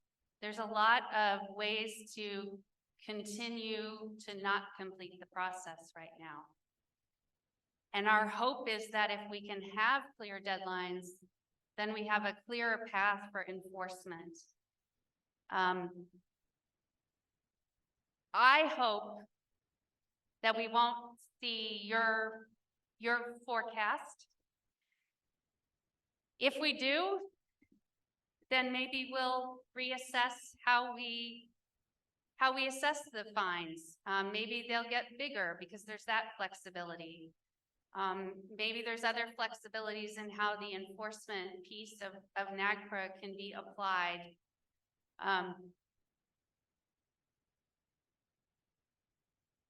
But hopefully we don't have to, hopefully these changes will be enough to bring the ancestors home. Okay, I should stand up so I can see. Yeah, I was gonna say, are we ready to move on? I got a couple over here, Shell. And I have some too. Okay, well, hop Yeah, over no, to you no, after we're good. these two. Just a brief question. Recently, I've got over 500 pages of George Bent's journals to George Hyde. And they go from, and they talk about all these battles and histories from, it starts out from the early 1800s to ends in 1913. And this right here in this little section that was, it says, writers also claim General Custer killing lots of Indians on Little Bighorn. Northern Cheyennes claim only about 20 Indians killed in this fire are always known. I have been with the Cheyennes in their fights with soldiers and other whites, and white people are always wrong. Any fights you wish to know between the soldiers and the Indians, I can always tell you the number of Indians killed. General Miles has me killed in a fight with the Cheyennes and Arapahoes with General Blunt on Ash Creek west of Fort Larned, Kansas in 1864. All I have is a lot of journals and a lot of history of who fought who and when and where. And I've looked up for the whole past year all this information, and it's not anywhere I can find. But I did find George Hyde's book, and these battles with the names and who fought who is not anywhere, and it's not accurate. So how do I, with the history wanting to get taken out of our schools and things, how do we preserve this that I recently noticed that I've been handed down 8 years ago? Actually, I didn't even know I had all this until this past year. I went to the Oklahoma Historical up in Oklahoma City at the Capitol. They didn't give me an answer, but one of the guys told me there that I needed to keep these in a secure place. So who do I get with to help? And this goes back to that act of the act requires expeditions to repatriation.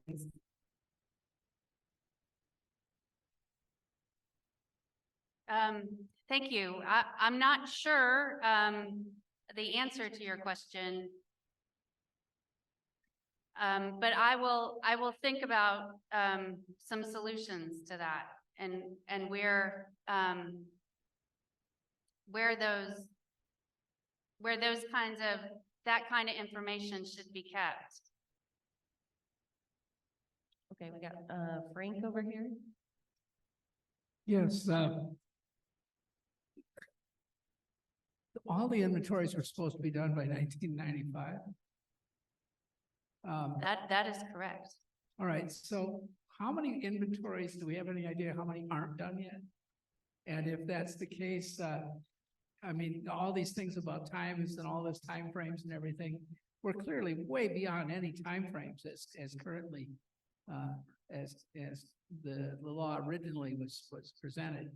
And I know we've got some changes coming that try to fix some of that, but the question I have is that, you know, how close to compliance are we with institutions that we know of? Are we a quarter of the way? Are we halfway? Do you have any idea about that?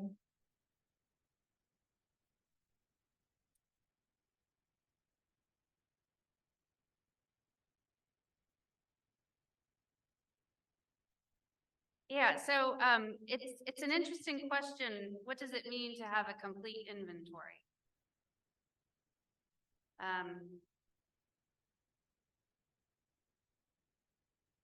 So if I say that a complete inventory means that you have identified all of the Native American human remains and associated funerary objects in your collection, or does a complete inventory mean that you submitted an inventory to the National NAGPRA program in 1995? Those are two different things.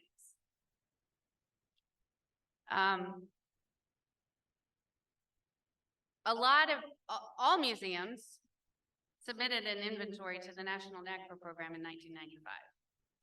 Did it include all of the Native American human remains and associated funerary objects in their collection? No.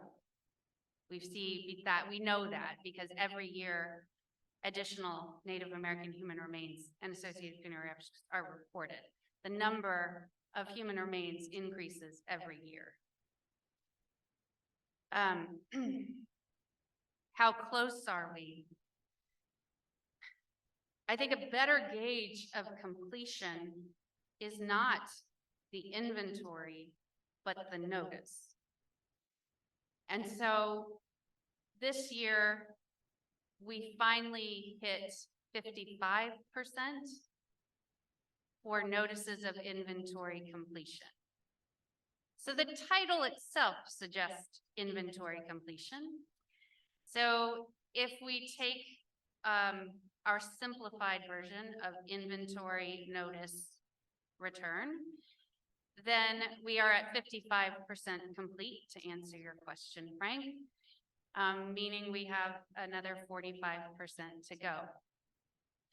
So if we extrapolate 32 years and 55%, I'm not going to do the math because I'm a historian for a reason and not a mathematician.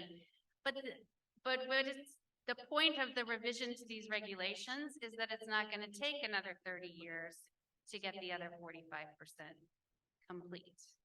The goal is to move the process into a more compressed time frame to get the work complete. I hope that answers your completion question. Will NAGPRA ever be done is a question that is debated quite often. It will never be done. There will always be additional collections that will be found.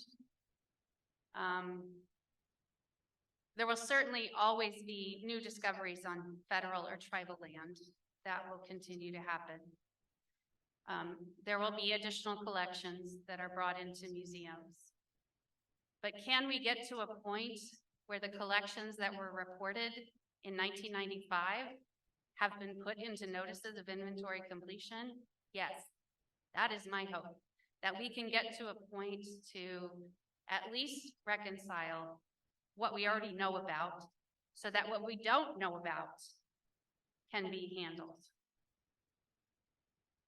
Okay, I'm gonna go to Shell and then I've got a couple more over here too, and I know we're running. Yeah, we got 4 minutes. Yeah. So Shell.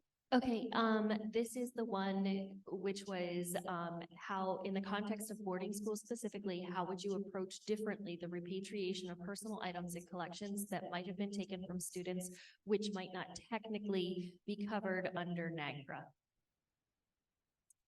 Thanks.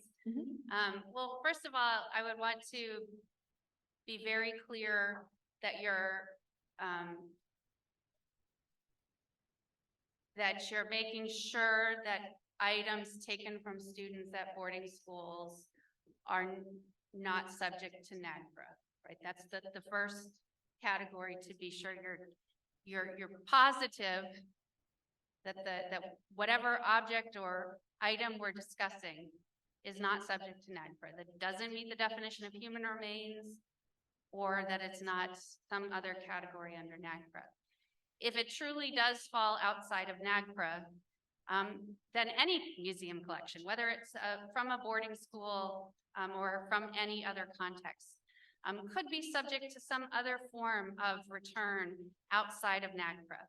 There are lots of other avenues through which museums can go through a process of deaccessioning or return that does not have to be a NAGPRA process. There are plenty of opportunities to explore those processes. Okay. Do you have? We're good. Okay. Cool. Buju, so coming from an institutional setting, you can look at a lot of these anthropologists and archaeologists, field journals, and a lot of the things that they were writing about and writing back and forth to each other. They kind of created like this microeconomy of trading our ancestral remains and funerary objects amongst each other, between different institutions, between different museums, and stuff like that. And I'm curious about like the legal obligation and then any outside resources for institutions to be able to like chase this stuff down, specifically in regards to like human remains that have been traded amongst other institutions, and they are obviously not in compliancy, but this institution doesn't have control over these objects or human remains anymore. What's the process? Where's the accountability? Where's the resources? How do we pay the people to go do the things, right? Yeah, great question, and one that a lot of people have worked at solving in a variety of ways. We have some great examples of the solution to what many have called the split collection problem. I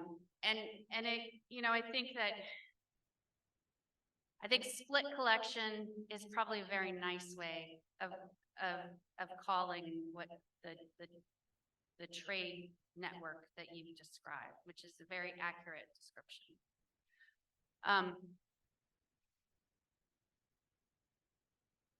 I think there is not a clear obligation under the law or under the regulations for a museum or a federal agency to take responsibility for anything that is not under their possession or control. So if the museum does not have possession or control, if it was traded and there's some kind of paperwork related to that trade that absolves the museum that traded it from having responsibility, then they're kind of free from having to do anything. So I don't think that there's a lot of legal obligation.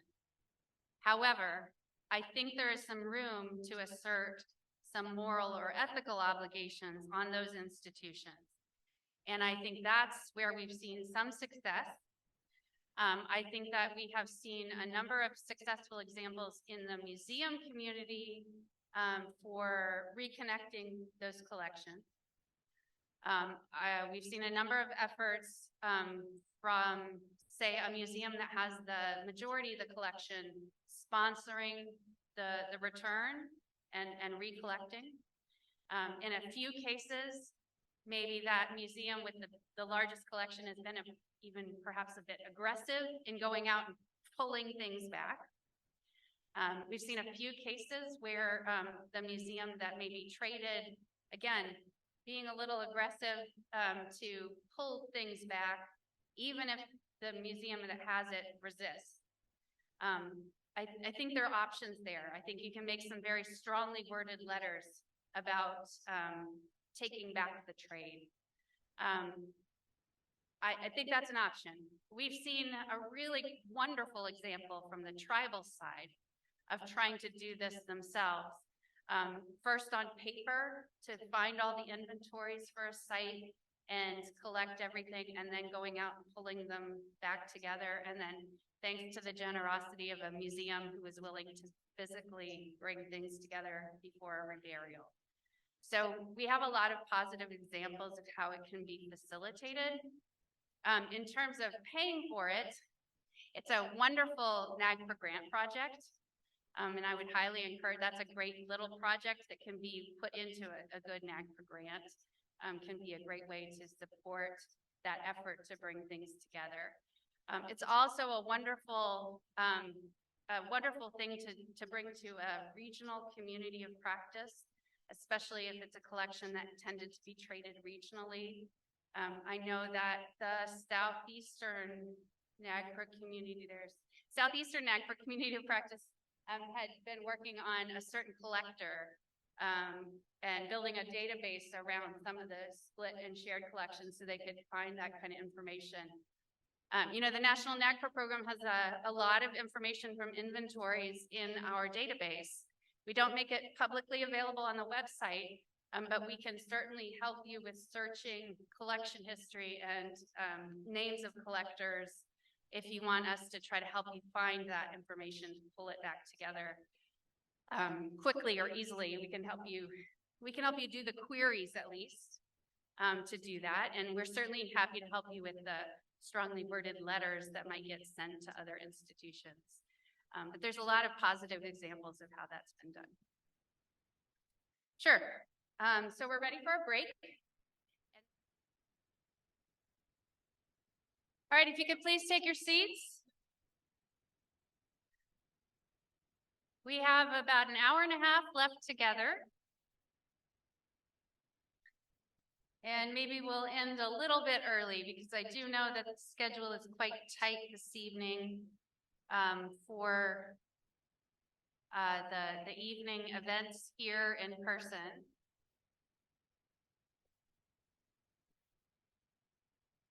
And I just want to remind everyone again here in person, as well as for those of you on Zoom, that we're talking about these steps for repatriation that are a part of what was in the proposed regulations and what will be a part of the final regulations. And this is all documents and information that we hope to make very widely available once the final regulations are published.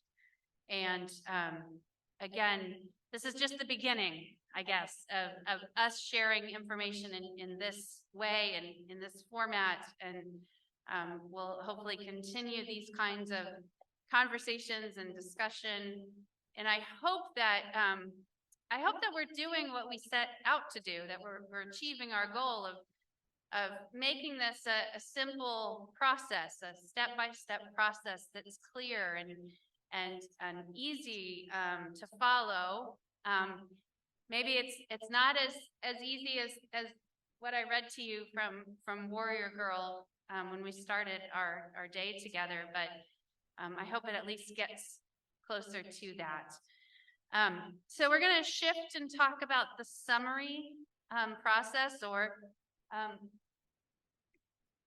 in the regulations, the repatriation of other cultural items. So the first step in the repatriation of other cultural items is to compile a summary. And the requirements there are to estimate the number and provide a general description, to identify what you do know about the location or acquisition of those items, as well as, whatever information you do have about your collection.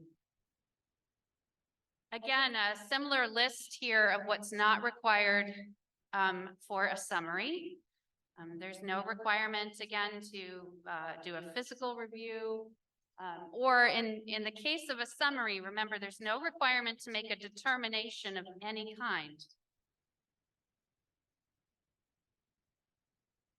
Now, the summary process is different in that the summary has a requirement for a deadline, and that requirement is either 6 months after you acquire a new collection or 3 years after you receive federal funds for the first time. So this process, the summary process, remember, was required in 1993. We did not provide in the proposed regulations a process for updating a summary. Again, because the summary should be a general description. So it shouldn't require an update. If you forgot something, if you missed something in your summary, then that would be a new summary that you would submit for a new collection, and it would be due 6 months after you find something.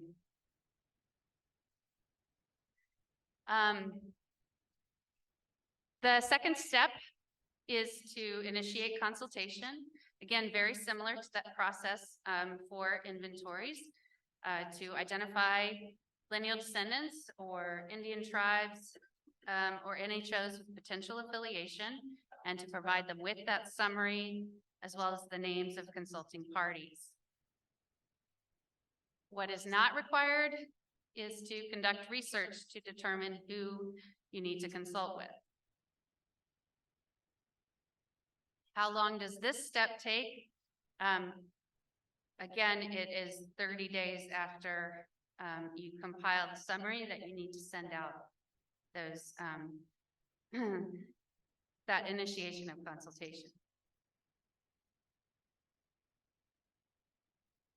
The third step in the process is to consult.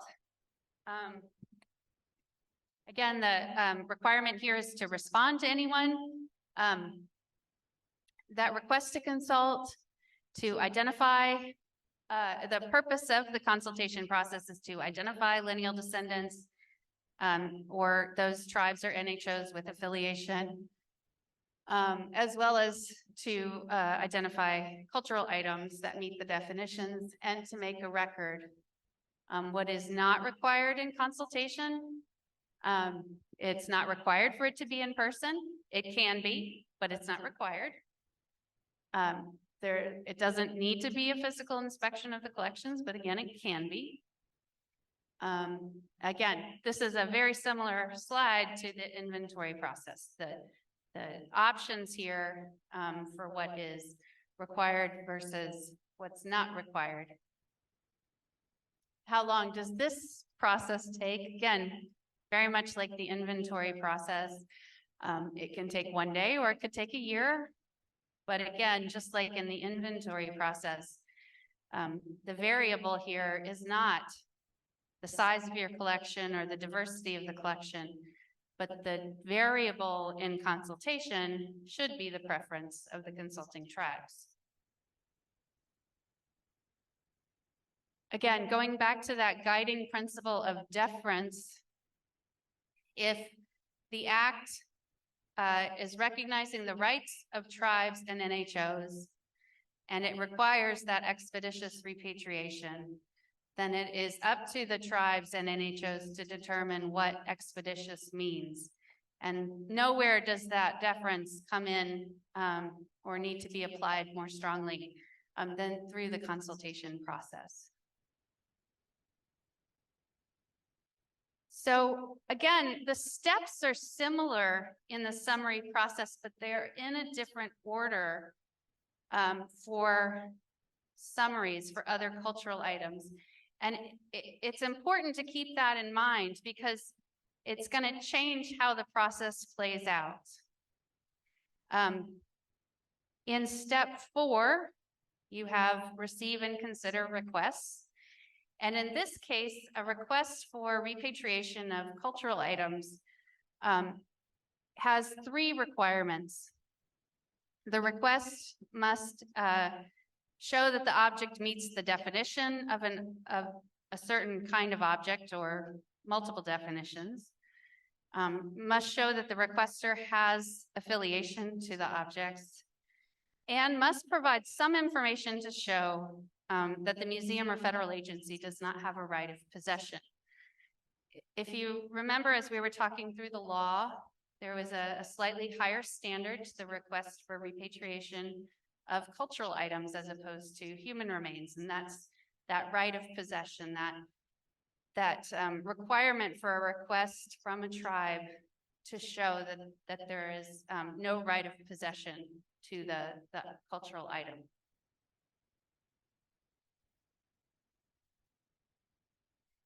So again, there's no requirement here for any additional information beyond that criteria.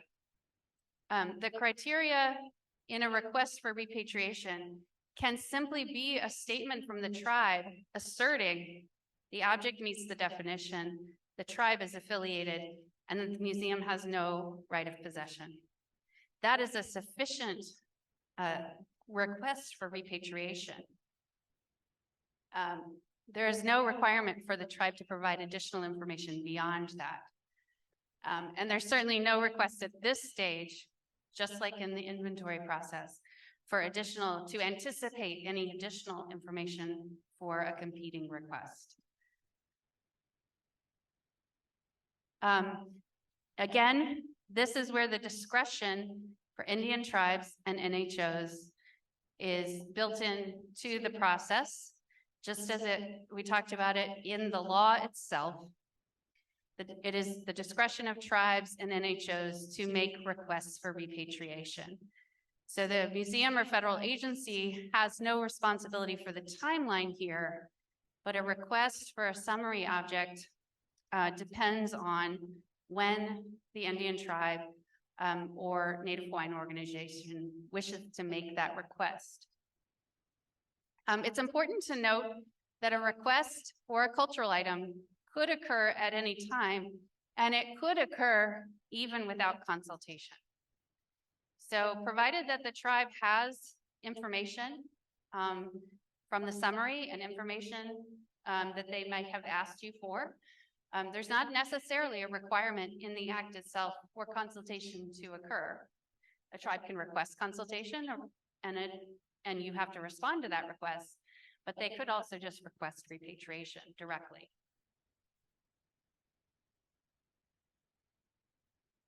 So why don't we pause here for a minute and see if there are any questions about the summary process. So far, steps 1 through 4. CC is getting the microphone. We're just gonna have to use our big indoor voices. Oh, okay. We don't have a hot mic yet. Okay. I mean, I could give you my hot mic. We could try that. Back? Yes. Straight back. Oh.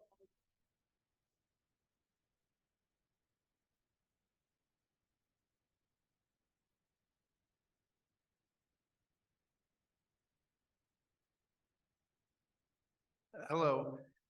In the beginning, you said that in the production of the summary of cultural items, there doesn't need to be any determinations, but is it on the institution to determine initially what it believes to be cultural items in its collection?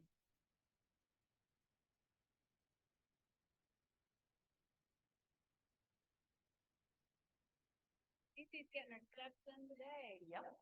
So glad I changed shoes at lunchtime. That's a very good question. So the obligation for a museum or federal agency is to identify, well, there's a slight difference between the act and the regulations. The act says that a summary of its holdings or collections that contains cultural items. I'm just going to use cultural items to summarize the 3 categories. The regulations have, since 1993, said that a museum or federal agency must include on a summary all holdings or collections that may contain cultural items. And the reason for the may there is to broaden it to say that because these are general descriptions, at the time of making a summary, you don't have to determine whether your collection of baskets or X kind of item or Y kind of item is necessarily fits a category in your general description of the item. So that's where you don't make a determination about whether the items fit.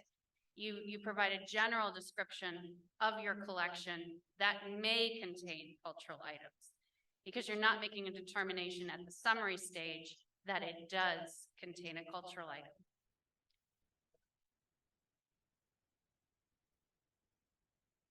Yeah, the question is, does that mean every institution's entire collection should be provided in a summary? It's a good question. Maybe. You run the risk of not including an item that may be determined to be a cultural item by an Indian tribe if you don't include it in your summary, and that would be a failure to comply. So our advice is always to be as broad as possible, unless you have information that shows you that it is not going to fit a cultural item category. Then you could leave it off of your summary. But again, remember how broad and general your summary is. Your summary should be a description, maybe a paragraph long, of your holding or collection and what it contains. It's not supposed to be very detailed. It's not supposed to contain a lot of information about the specifics of your collection of objects, but is supposed to be a general description. Melanie, while Cece's going to the next person, I was hoping if you could please repeat what you said was enough of a statement for a tribal nation to argue an institution doesn't have right of possession. And then Cece, just so you know, I do have another question after that. Right. So the law requires, and the regulations require, that a request for repatriation of a cultural item include information to show that a museum does not have a right of possession. And a right of possession means that the museum acquired the object with voluntary consent to acquire the object. There have been a number of ways that tribes have shown that a museum does not have a right of possession. And there are a variety of ways that a tribe could do so in a request for repatriation.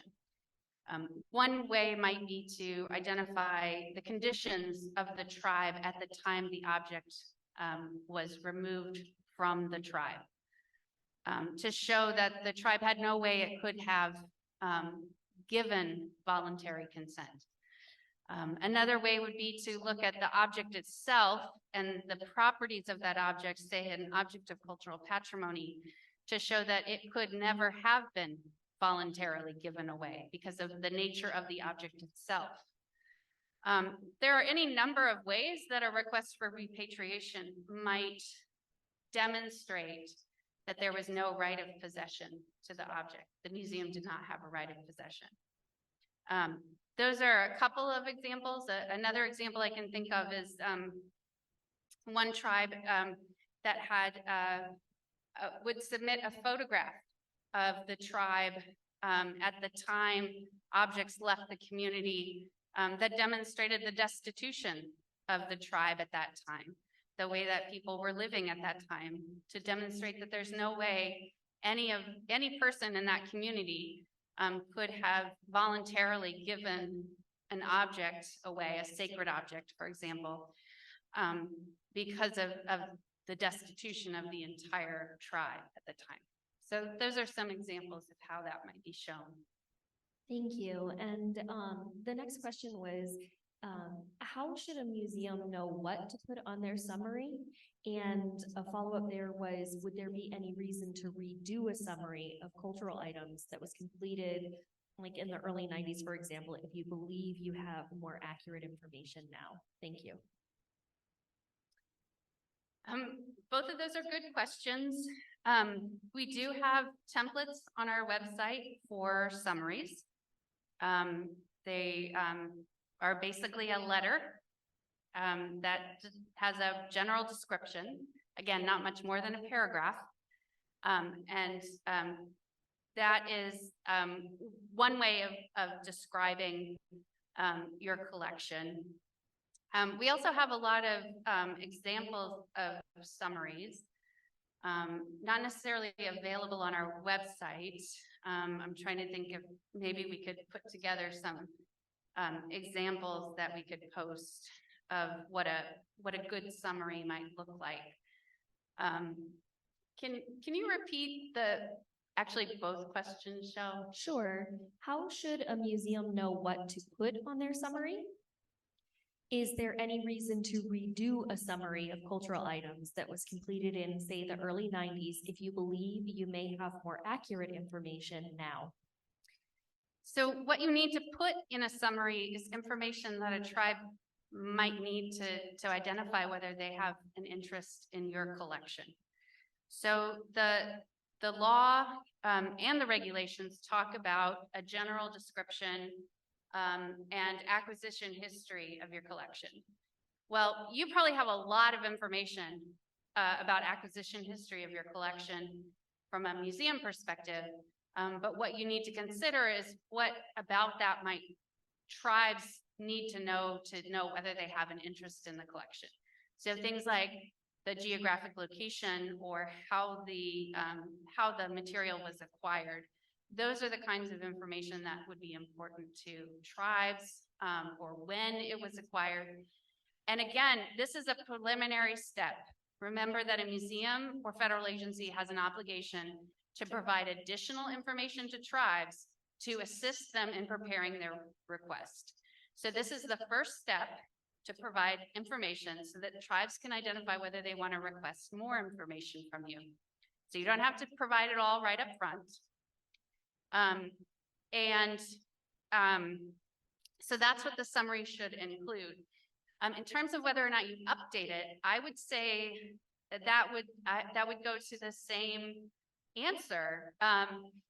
If you feel like you have additional information that you didn't share in 1993 that would help tribes identify those objects that they're interested in, then yes, tell them again or tell them more.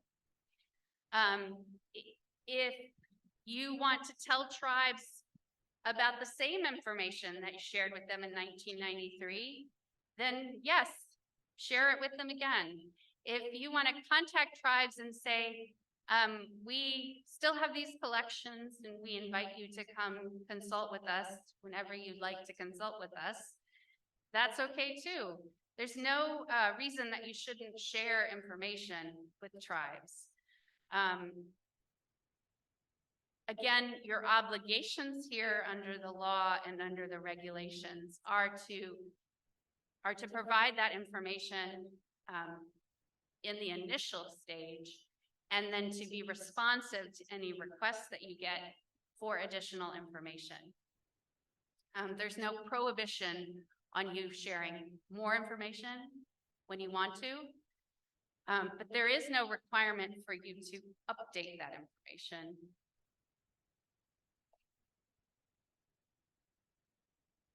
Any questions? Yeah.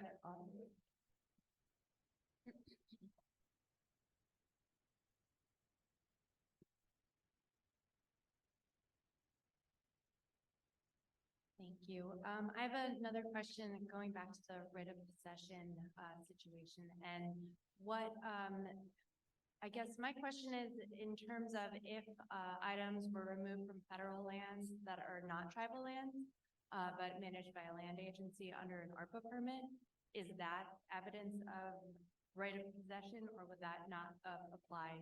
Like in this case, is it really about right of possession that was given from the tribe? Thank you. Whew.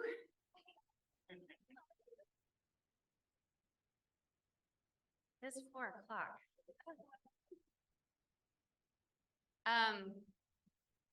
Okay, first question. Before or after November 16th, 1990? Before. Before November 16th, 1990. cultural items were removed from federal land that is not tribal land.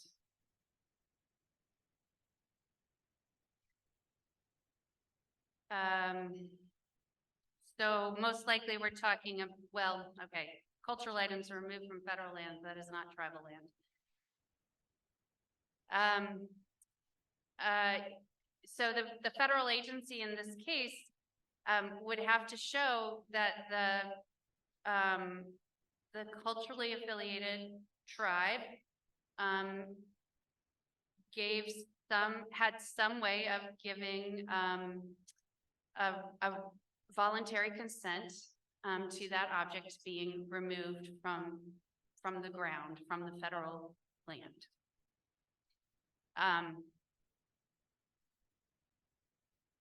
The Indian tribe that was making the request would first make the request and say that they did not provide that. They did not give that voluntary consent. It would then be on the federal agency to overcome that assertion. It would be on the federal agency to say, yes, we asked, and you said, yes, we could excavate from this site. Does that answer your question?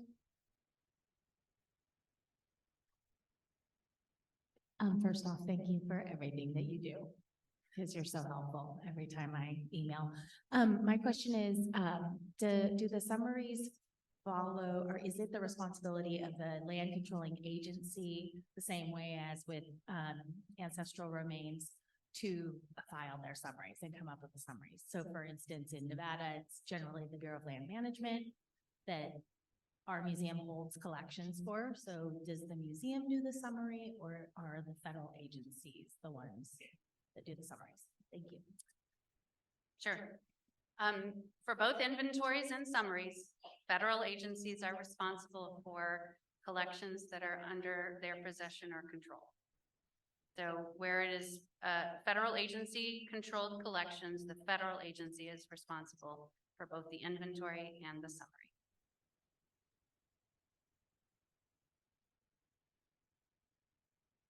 Any other?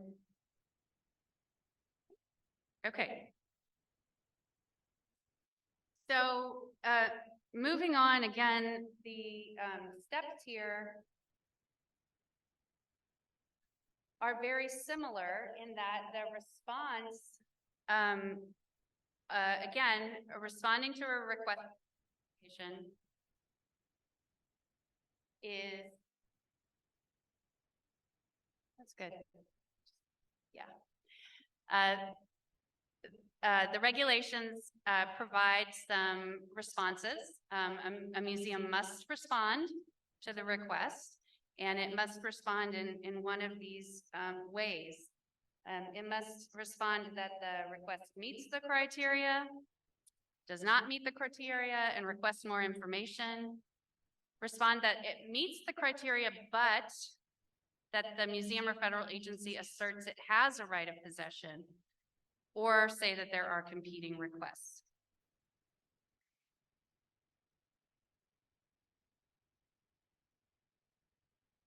Again, like in inventories, there's no requirement in NAGPRA for internal review or committee approval of those requests. There's no requirement for a legal review of those requests.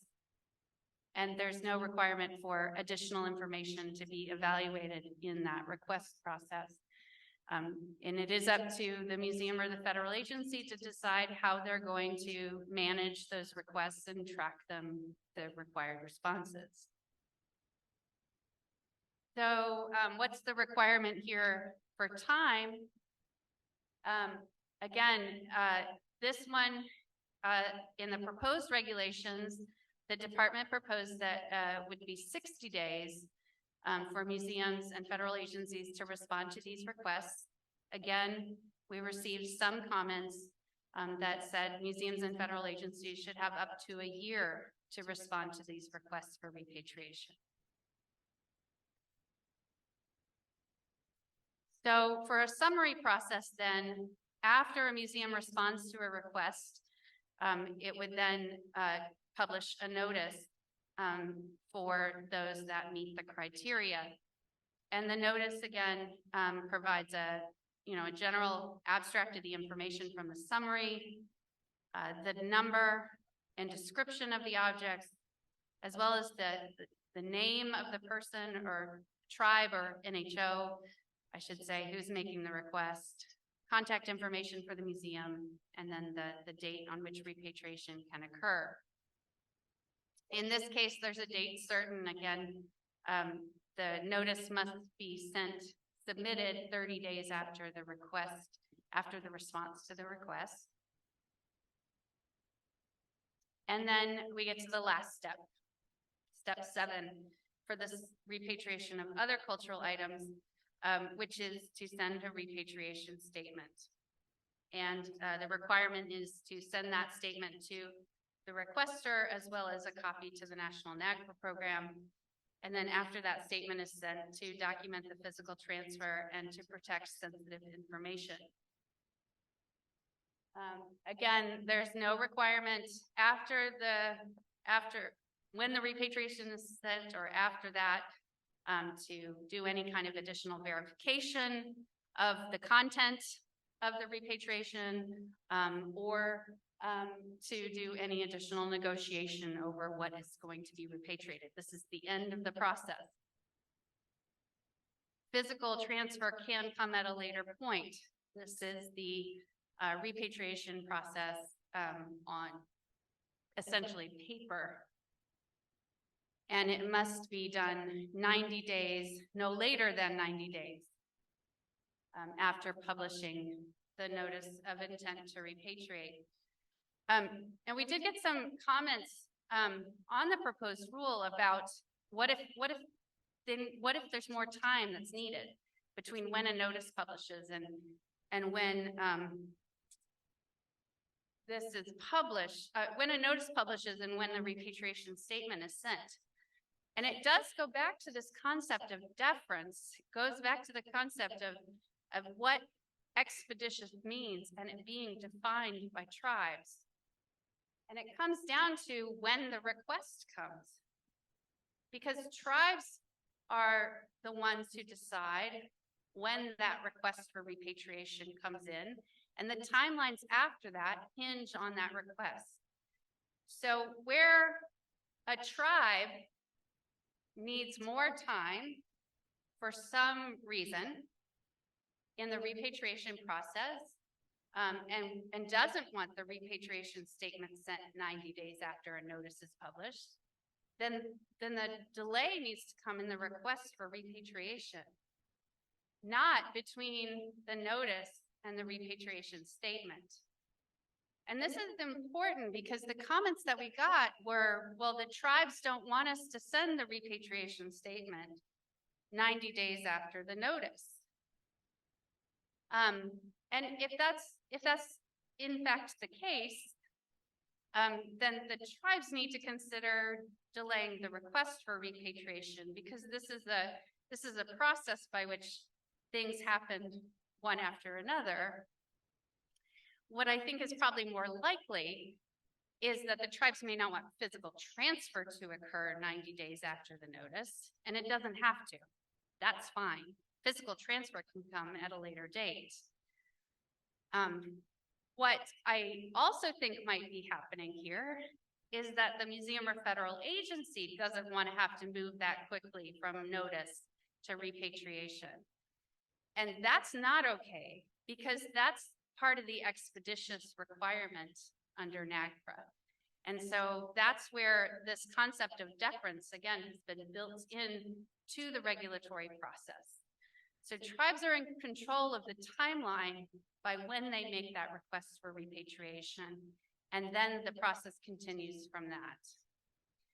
So again, this slide just gives you the overall timeline of repatriation of other cultural items, showing you the shortest that's possible, again, with the same assumption that consultation take 1 day.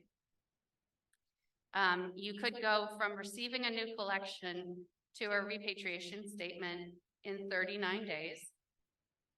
using the same assumption that consultation takes 1 day, you could stretch this out to as long as 15 months by taking the longest timelines possible from receiving a new collection to a repatriation statement. So just like in inventories, there is an enormous amount of discretion in the timeline for the process for museums and federal agencies. And again, it comes down to how do you exercise that discretion? How do you use the tools of these steps to work through this process? And I will again reiterate that the guiding principle for that discretion and that exercise of discretion needs to be deference to the requests of tribes.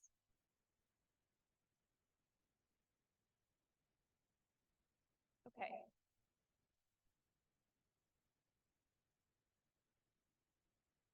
Anybody have questions about the summary process in general? I'm the one up here under the hot lights, but all of you look very tired. Oh, okay. I thought I was gonna get to sit one out. No. Good afternoon, and thank you for your presentation. I was wondering if I could circle back to the first part, human remains. Is there any guidance about the human remains where one has absolutely no information as to whether it is even indigenous? What does one do then? Thank you.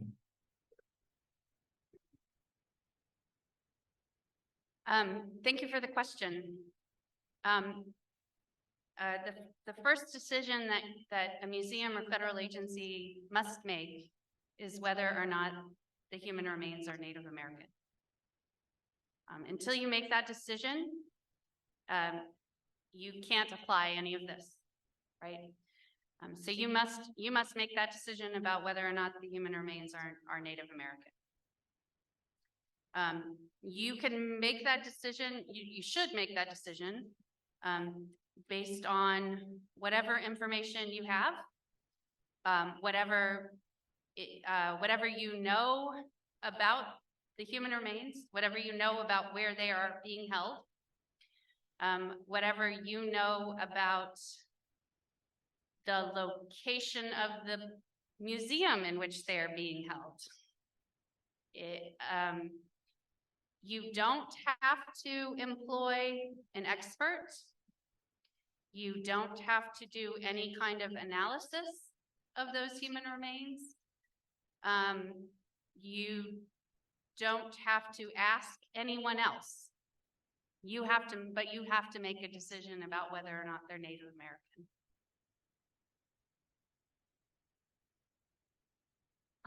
I have a question, but I want to make sure you're done. Yeah, I'm done, but I just know you like to ponder sometimes. yeah. We have a question over here. This might be an odd one, but I have ancestors' remains that were published in a notice over 10 years ago by a different institution. But for some reason, that institution gave my institution the remains to transfer the remains, and they did not go directly to the tribe. As the agency and physical custody of these ancestors, I have been working to contact the tribal nation that these ancestors included in the notice. But does National NAGPRA need me to do anything else to repatriate these ancestors, or should the original institution be contacted? That's a good one for you at 4:10. Well, strangely enough, it's not the first time this question has been asked to me, like within the last month, I think. In fact, so a lot of this comes down to the very specific details that I think we might want to talk over in a more intimate setting. So I would highly suggest that you send us an email or give us a call and let us talk through some of the details, because I want to be sure that I get it right before I give you an answer. But it's very likely that the place you need to focus your efforts is with the tribe, because it's very likely that the tribe is where these ancestors need to go next. Because from the details, at least as well as I could follow, we're already in the realm of repatriation, and we need to continue down that path. But please send us an email or give us a call. Our email address is nagpra_info@nps.gov, or our phone number is 202-354-2201. And one of us will get back to you. Go ahead. Okay. Could one write separate summaries for different sections / groups / departments of one museum collection rather than trying to provide one description for the entire collection? For example, if there is a large amount of identifying information, including acquisition method for one group of cultural items from one county, putting that group in a separate summary than a group of objects from a different region with little information in museum records. Yeah, absolutely. How you organize your summary is up to you. And, you know, I would encourage you to think about, again, the guiding principle in terms of how you organize that summary. But it would make sense that you might want to organize it based on where that information might be relevant to different groups of tribes, or what might provide information that would be most useful to different tribes. In the room, okay, back here.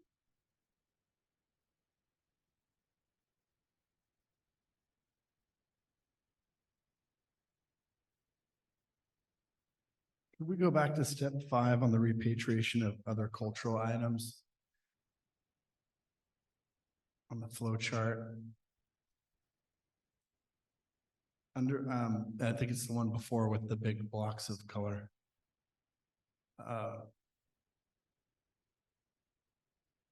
Yeah, I don't have that same thing. Okay, anyway, under step 5, when institution is responding to requests, it lists they can make one of 4 following requests. Can you expound on what happens if they make a termination of number 2, 3, or 4? I assume there's some dispute resolution mechanism. Yeah, thanks for the question. That's a good one. So yeah, in step 5, when you respond to a request for repatriation, you can choose one of 4 options. That the request meets the criteria, that it does not meet the criteria and requests more information, that it meets the criteria but the museum is asserting a right of possession. And then you're asking about the 4th option, where there are competing requests for repatriation. Or 2 and 3 also. Okay, sure. So with number 2, where a museum says, thanks, but no thanks, essentially. You're saying a tribe submitted a request for repatriation, but the museum has determined it does not meet the criteria.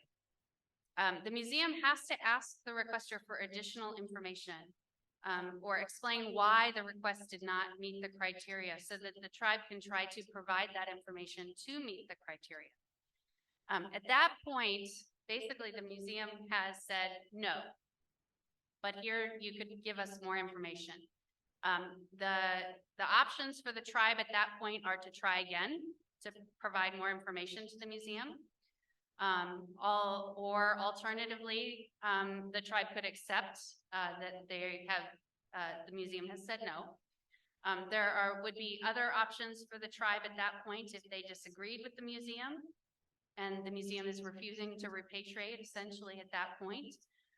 The tribe could seek other methods of resolution through either the NAGPRA Review Committee. If the tribe disagreed with the decision of the museum, the tribe could also seek other remedies through alternative dispute resolution, other terms of negotiation, or if the tribe wished, they could take the matter to court.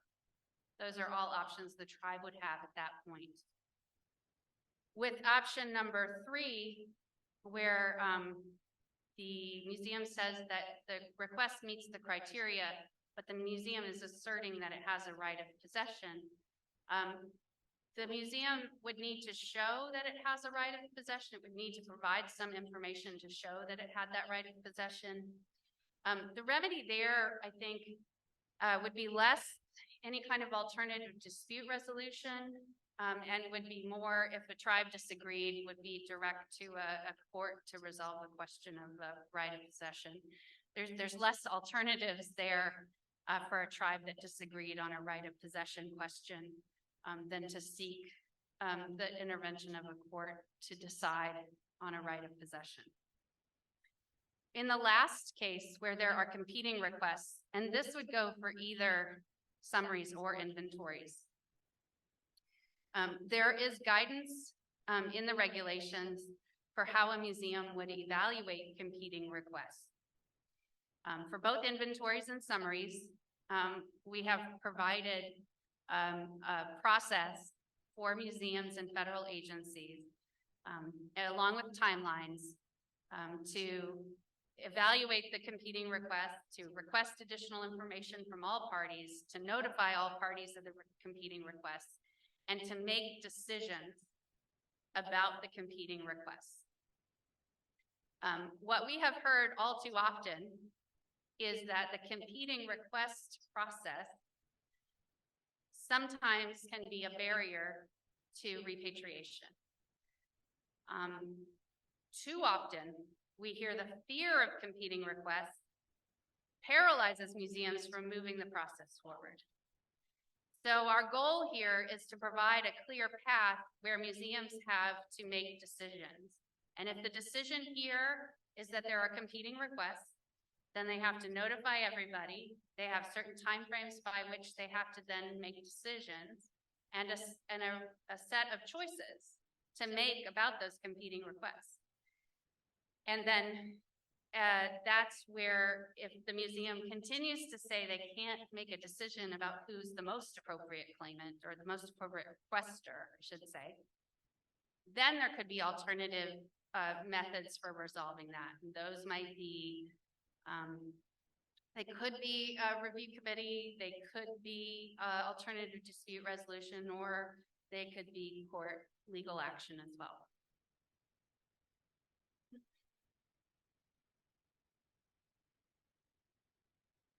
But just as a reminder, maybe less so for people in this room and more so for the people in the other room, joint requests are not competing requests. So where tribes can agree to make a joint request, the museum does not need to be involved in determining which is the most appropriate claimant or requester. Where tribes can agree to come together in a joint request, the museum or federal agency does not need to be involved. Earlier today, there was a lot of discussion about competing requests and the challenges that those can present. And I think in a lot of ways, the goal of these regulations and the changes that are being made are really to put that decision-making in the hands of tribes and Native Hawaiian organizations where possible, and not in the hands of museums and federal agencies, again, where possible. The exception being, in some cases, the role of non-federally recognized tribes. Question? All right. We are going to finish with some definitions. And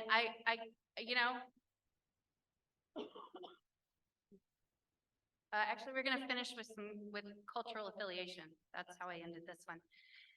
I feel rebellious because this seems to, we ended the law part with the definitions and we're ending this part with cultural affiliation, which seems to be the way all these trainings start. So I feel like I'm, flipping things over. But I wanted to put some piece of cultural affiliation in here because it's such an important part of the process, both for inventories and for summaries. And in some ways, it's been one of the key pieces of this process that has presented one of the biggest challenges. So again, in looking at the proposed regulations and then the comments that we received on the proposed regulations, cultural affiliation and geographic affiliation as written in the proposed regulations was a significant piece that we received a lot of comments on. So what I've outlined here is the cultural affiliation portion of the affiliation process in the proposed regulation. And the requirements here for determining cultural affiliation. And the first step in the process being, again, to gather the information that is available. And that doesn't mean, it doesn't mean finding information that's not available or finding information you don't have. It means going out and getting what you have and putting it on your desk. It means gathering the information that is available to you. And that information may fit in any one of these categories. It doesn't mean that you have to fill all these categories. It means that it could fit in any of these categories. The second step is to try to evaluate the criteria for cultural affiliation. And the three criteria for cultural affiliation is that there is an identifiable earlier group, there is an Indian tribe or Native Hawaiian organization, and that there is a relationship between those two. If you remember earlier today when I described the definition, that's it. That's all that's in the definition, and that's the criteria that we've laid out for cultural affiliation, the same as that definition. And again, that may lead to a situation where there are multiple affiliations. There may be more than one earlier group that you can identify. There may be more than one Indian tribe or NHO. And again, that there are joint requests and that those are considered single requests, not competing requests. This is a slide that I've used in a lot of trainings over the last couple of years to emphasize this concept. And I think that, again, I've used it over the last couple of years because this isn't new. It's just that we're trying to emphasize this in the regulations. The concept that there may be cultural affiliation that spans a significant amount of time and that may end up with cultural affiliation to two present-day tribes that are not themselves culturally connected, but yet they still may have a cultural affiliation to earlier groups through this time span. So if you look at this, you can see that you may have a human remains or cultural item that come somewhere in this 1,000-year time span and that are connected to one of these two earlier groups. And that those earlier groups are both traced to these present-day Indian tribes. And that means that those human remains or cultural items are culturally affiliated to both Tribe A and Tribe B. Again, it all depends on the information that you have. The information you have about the human remains or cultural items and the information that you have that traces the earlier groups to the present-day tribes. And this, again, something I've used for years to help people put a cultural affiliation information together, to just kind of list out what information you have and what it does to help you trace that relationship between the earlier groups and the present-day people. And there's, again, perhaps next only to consultation, should this concept of deference be front of mind when you're considering cultural affiliation and the role of cultural affiliation and the input of tribes, and where cultural affiliation leads to expeditious repatriation. And I think that is it.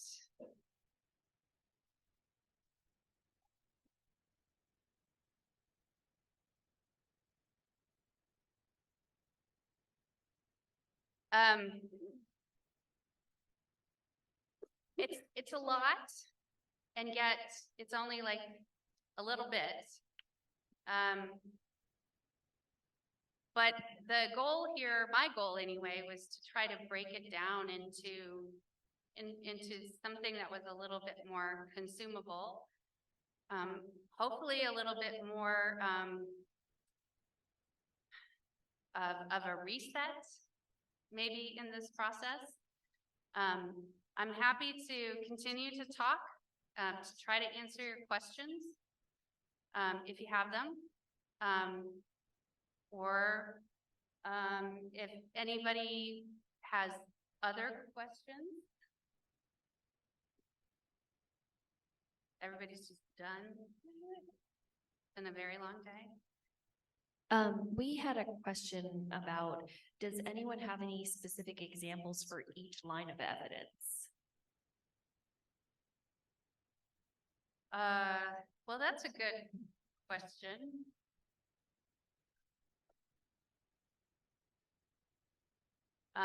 The answer to your question is yes. People have examples for each line of evidence.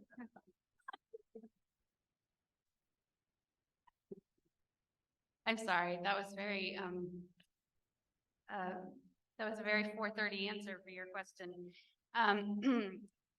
Yeah, there are plenty of examples for each line of evidence. I think that the best way to answer that probably is to look for some examples. I know who can answer that question. Where are there's the Alabama table. I think that there's some really great examples of that, and I think that there might be some good examples even on the community of practice. The NAGPRA community of practice has a quite robust resource, Google Drive, that would include a lot of examples of that. And I know that the Alabama Department of Archives and History has some of their templates available there for how they have put together cultural affiliation information as a part of their consultation workbook, is it called? Okay. And so that might be a place to start for that and what some of those examples might look like.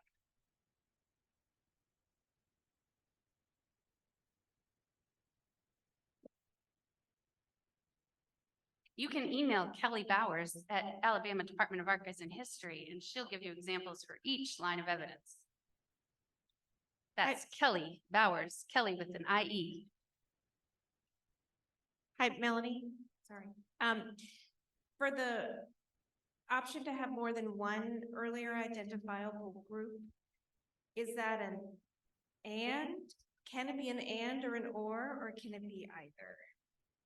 Is there a specific example you could give that could sort of exemplify what your answer might be, or a hypothetical example? Sure. So, yeah, the hypothetical, I'm not sure how to answer your and or an or. I think it's an and, it's an and/or. The hypothetical would be, say you have human remains that are sometime in that time span, right? So that you don't know whether it's earlier group 1 or earlier group 2, but it is either earlier group 1 or earlier group 2. It was one of the two, right? That's the scenario. And you know that earlier group 1 and earlier group 2 are related to tribe A and B. And in that scenario, then you've identified 2 earlier groups and you've identified 2 Indian tribes. So you can establish cultural affiliation in that scenario.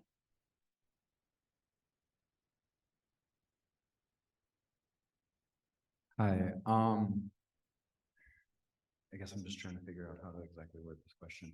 What specific avenues, excuse me, what specific avenues are there for tribes or individuals, people who work within institutions or people who work on the tribal side of things, when you can see an institution or a museum or whatever, what have you, have collections, but are like blatantly refusing to do repatriation and trying to stall and do everything in their power to not give back human remains, items of cultural patrimony, burial goods.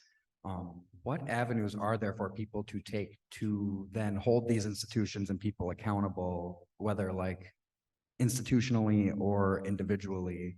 What are those avenues? Do I have like, do people just start filing like lawsuits and legal? Because that also, that's years and years and years drawn out potentially.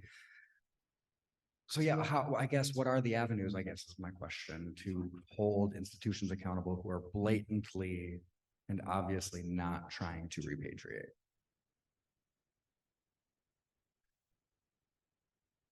Well, I think the first and most important thing is to try to establish how they're blocking the process, like to try to find specific points at which they are refusing or denying or taking clear steps to stop. And if you can do that, or if you can at least start to identify how that's being done, then that's something that maybe you can that we can work with you on. And even if you can't identify that specifically, then you can still just call us, and we can help you talk through sort of what pieces of that we might be able to help with in terms of compliance. So there are options. You know, we have civil enforcement authority, and we are you know, we can help with that, provided you're willing to talk to us about it. Okay.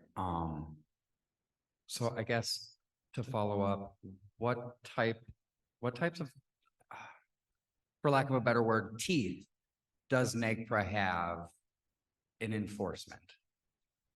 Yeah, it's a good question. So when a museum fails to comply with NAGPRA, they can be assessed a fine. They can be found to, there can be monetary penalties. The problem we have right now is that the failure to comply has very limited application, and it can be very difficult to show that failure to comply, and it has very specific parameters. Part of the change in these regulations is to establish these timeframes with where things have to happen, so that when they don't happen, there's a clearer way of saying that there's a failure to comply. But even just the process of asking questions can sometimes clear the logjam, you might say. Or just completely log jam it up, because I feel like I'm having more questions than answers. Okay, so setting rules of timelines, kind of to piggyback off what Frank said here earlier, everybody is non-compliant as of 1995. So what's happened to institutions since 1995 to show that the governing body of whoever's in charge of NAGPRA is serious about these institutions becoming compliant within the law? And what's happened? What's been done? And are institutions scared? And are they worried about paying the fine? Would they rather just pay the fine? I think somebody else brought that up earlier too. Is the fine substantial enough? Because we can talk about it from an environmental perspective too. oil companies, all these other people, like they just pay fines a lot of the times because it's just cheaper for them to pay the fine than to do what's right. Yeah. Again, it's, right now, it's kind of difficult to show that they haven't complied, right? Like I said, lots of museums submitted their inventories in 1995. Did they submit inventories for all of their human remains? No, we know that they didn't because they keep submitting new inventories, and we know that there are additional human remains. Is that a failure to comply? Yes. Have we investigated that? No, because we need an allegation. We need somebody to come forward and say that that was a failure to comply. Because our interest is not in investigating museums that come forward and say we have more human remains, we're reporting them, because we want that to happen. Our interest is trying to identify where there are log jams, and when it's reported to us for an investigation, then we go and investigate so we can try to move it forward for repatriation. Because our goal ultimately is to get the ancestors home. And so civil penalties, for the most part over 33 years, have been used to achieve repatriation rather than to get money for the US Treasury, which is where the money goes. It is not a money-making effort.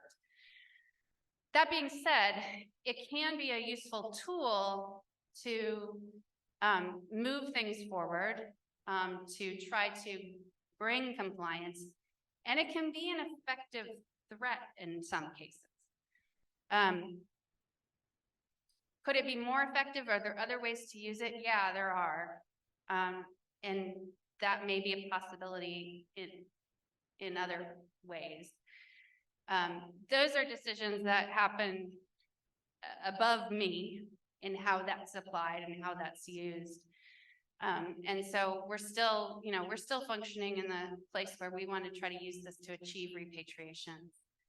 And so where a museum is going to come to us and report ancestors that they didn't report in 1995, then we're going to accept that and try to move forward, because that's our goal, is to get things moved forward. And we don't want anybody to be afraid to report.